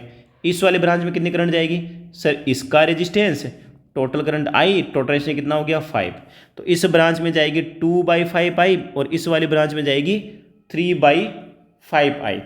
तो टोटल करंट तो हमारे पास I थी, I में से, या फिर आप इस चेक कर लो सर यहाँ वाली ब्रांच में कितनी है, यहाँ वाली ब्रांच में हमारे पास में 4/5I, इसमें से इधर कितनी चलेगी 3/5I, तो बची कितनी I/5 और I की वैल्यू कितनी थी 1 एम्पियर, तो 1/5 इसका आंसर हो जाएगा।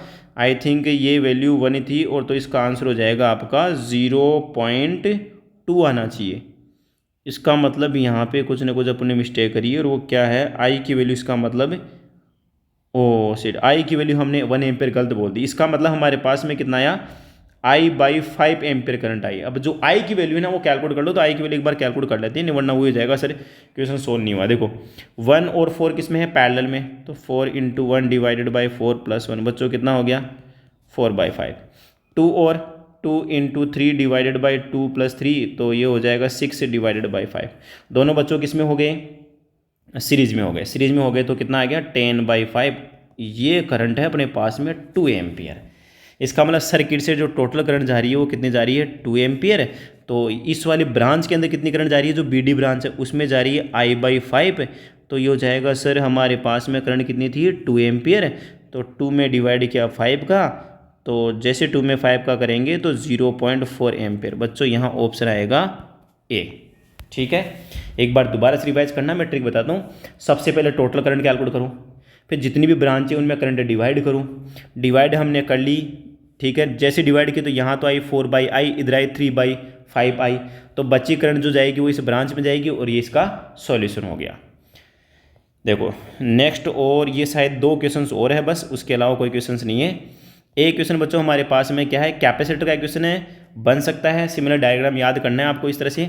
इन the given circuit diagram when the current reaches steady state in the circuit the charge on the capacitor of the capacitance C will be. बच्चों स्टेडी स्टेट केस में क्या होता है, कैपेसिटर फुल चार्ज हो जाता है और उस ब्रांच में से कोई करंट फ्लो नहीं करती। तो ये रहा अपना कैपेसिटर वाली ब्रांच, इस वाले ब्रांच को यहाँ से कर दो रिमूव, क्योंकि करंट अभी इसमें नहीं जाएगी। बैटरी केवल ऊपर वाले करंट से, जो आपकी बैटरी लगी हुई है ना यहाँ पे, ये लगी हुई करंट केवल इस रेजिस्टेंस से होके नीचे जो रेजिस्टेंस है इसमें फ्लो करेगी स्टेडी स्टेट केस में। तो हमारे पास में टोटल करंट कितनी आ जाएगी सर, ये आ जाएगी epsilon divided by small r + R2। Clear है कि नहीं। अब इन्होंने क्या बोला, कैपेसिटर पे चार्ज। बच्चों सबको पता है पैरेलल में वोल्टेज सेम होता नहीं होता है, तो इसका मतलब नीचे वाली जो ब्रांच है उस पर पोटेंशियल ड्रॉप कैलकुलेट कर लो ना, और जैसे वो पोटेंशियल ड्रॉप आ गया वही इस ऊपर वाली जो ब्रांच है इसके बराबर आएगा, क्योंकि पैरेलल में पोटेंशियल ड्रॉप सेम होता है। तो सर जो नीचे R2 वाली ब्रांच है उसमें पोटेंशियल ड्रॉप हो जाएगा IR2। सर आई की वैल्यू आपने बता दी, epsilon divided by R plus R2 into कितना R2। और यही सेम पोटेंशियल डिफरेंस किस पे होगा, इस वाली ब्रांच पे होगा, इस वाली ब्रांच पे होगा। तो कैपेसिटर पे चार्ज क्या होता है sir, Q equals to C into V होता है। तो C को बच्चों मल्टीप्लाई कर लो, epsilon R2 divided by R plus R2। बताओ बच्चों कौन सा ऑप्शन, C एप्सिलॉन R2, ये लो बच्चों बी ऑप्शन।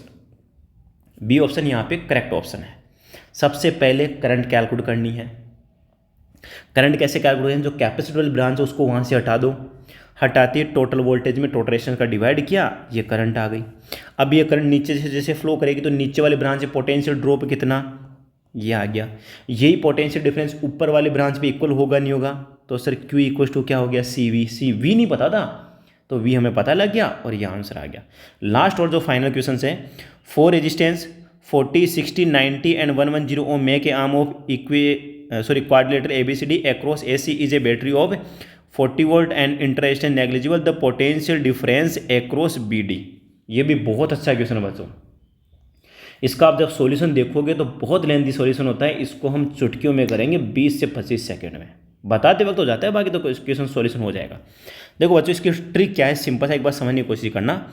ये हमारा एक व्हीटस्टोन ब्रिज तो नहीं है बैलेंस कंडीशन में, क्योंकि रेशियो आ रहा है 4/6 मतलब 2/3 और नीचे रेशियो आ रहा है 9/11। तो बी और डी के बीच पोटेंशियल डिफरेंस 0 तो नहीं आएगा और ऑप्शन में 0 है भी नहीं। तो हम यहाँ क्या करें, ढंग से देखना बच्चों, हमारे पास यहाँ ट्रिक क्या है, ये 40 ओम रेजिस्टेंस है, ये 60 ओम रेजिस्टेंस है, और नीचे यहाँ पे 90 ओम रेजिस्टेंस है, और इस जगह पे रेजिस्टेंस हमारा है 110 ओम। अब एक चीज़ देखना बच्चों, यहाँ पर क्या होता है, ये 40 वोल्ट, यहाँ एक ब्रांच ये है और एक ब्रांच यहाँ है। इस पूरी नीचे वाली ब्रांच पे भी 40 वोल्ट होगा, इस पूरी वाली ब्रांच पे भी 40 वोल्ट होगा। क्लियर है कि नहीं। 40 में से कुछ वोल्टेज ड्रॉप यहाँ होगा और बाकी बचा वोल्टेज ड्रॉप यहाँ होगा नहीं होगा। तो सिंपल सी बात है बच्चों, आप 60 वोल्ट के 60 ओम के ऊपर रेजिस्टेंस वोल्टेज ड्रॉप कर लो, कैलकुलेट कर लो, और वही वोल्टेज कहाँ होगा, बी पे होगा। यहाँ से 40 वोल्ट जाएगा, 90 ओम रेजिस्टेंस पे ड्रॉप होगा, फिर कहाँ पे ड्रॉप होगा, 110 ओम पे ड्रॉप होगा। तो 90 ओम का पोटेंशियल ड्रॉप कैलकुलेट मत करो, 110 को कैलकुलेट करो, और वही किसके इक्वल होगा, VD के इक्वल होगा। अब यहाँ पे लगाएंगे हम वोल्टेज डिवीजन रूल। बच्चों बताओ 60 वोल्ट पे कितना वोल्टेज होगा, ऊपर जो ब्रांच उस पर पूरे पे वोल्टेज कितना रहेगा, 40 वोल्ट। तो 40 वोल्ट टोटल वोल्टेज, रेजिस्टेंस वही लेंगे जिस पे आपको पोटेंशियल कैलकुलेट करना है, 60 है resistance, divided by total resistance ऊपर वाली ब्रांच का कितना है, 60 + 40 100 हो गया, तो यहाँ से आ गया 24 वोल्ट। क्लियर यहाँ तक। ये आ गया अपने पास में VB। नीचे वाली जो ब्रांच है 90 ओम पे पोटेंशियल ड्रॉप कैलकुलेट मत करना, वो तो खत्म हो गया। आगे जो बचा वोल्टेज कहाँ जाएगा, D से C पे जाएगा, और वही हमारा VD रहेगा, वही हमारा क्या रहेगा, VD। तो VD इक्वल टू क्या हो जाएगा, 110 ओम रेजिस्टेंस पे वोल्टेज ड्रॉप कितना हो जाएगा, 110। टोटल वोल्टेज कितना है 40, टोटल रेजिस्टेंस कितना हो जाएगा 90 + 200, 112, ये आ गया 220 वोल्ट, है ना, 2 वोल्ट आ गया। बच्चों ये था 24, ये था 20, तो डिफरेंस कितना हो गया, 2 वोल्ट का। खेल खत्म। बताओ क्लियर है कि नहीं पॉइंट। यहाँ पे वोल्टेज डिवीजन रूल लगाएंगे। अब वीडियो बहुत लेंथी हो रहा है, नेक्स्ट जो अपन चैप्टर है ना वो करने वाले रोटेशन मोशन। बाकी अगर आप लोगों को लगे कि आपको सर ये चैप्टर डिफिकल्ट लगता है, जो 7 चैप्टर्स हैं उनका मैंने वीडियो अपलोड कर दिया है, एक बार उन 7 चैप्टर्स को एक बार चेकआउट कर लो। पहले मैं उन्हें 7 चैप्टर्स को ही कराऊंगा क्योंकि उनका वेटेज बहुत ज़्यादा है, तो उन चैप्टर्स को आप देख बे एक बार। हमारा जो अपना जो कमेंट बॉक्स है उस कमेंट बॉक्स के अंदर आप कमेंट कर देना कि सर इस चैप्टर को सबसे पहले रिवाइज करवाया जाए। ठीक है बच्चों, तो अच्छी तरह से लगे रहो, बढ़िया मेहनत करो, अच्छा रिजल्ट लाओ, सिलेक्शन ज़रूर होगा, बस आपको हार्ड वर्किंग करनी है। जय हिंद, जय भारत।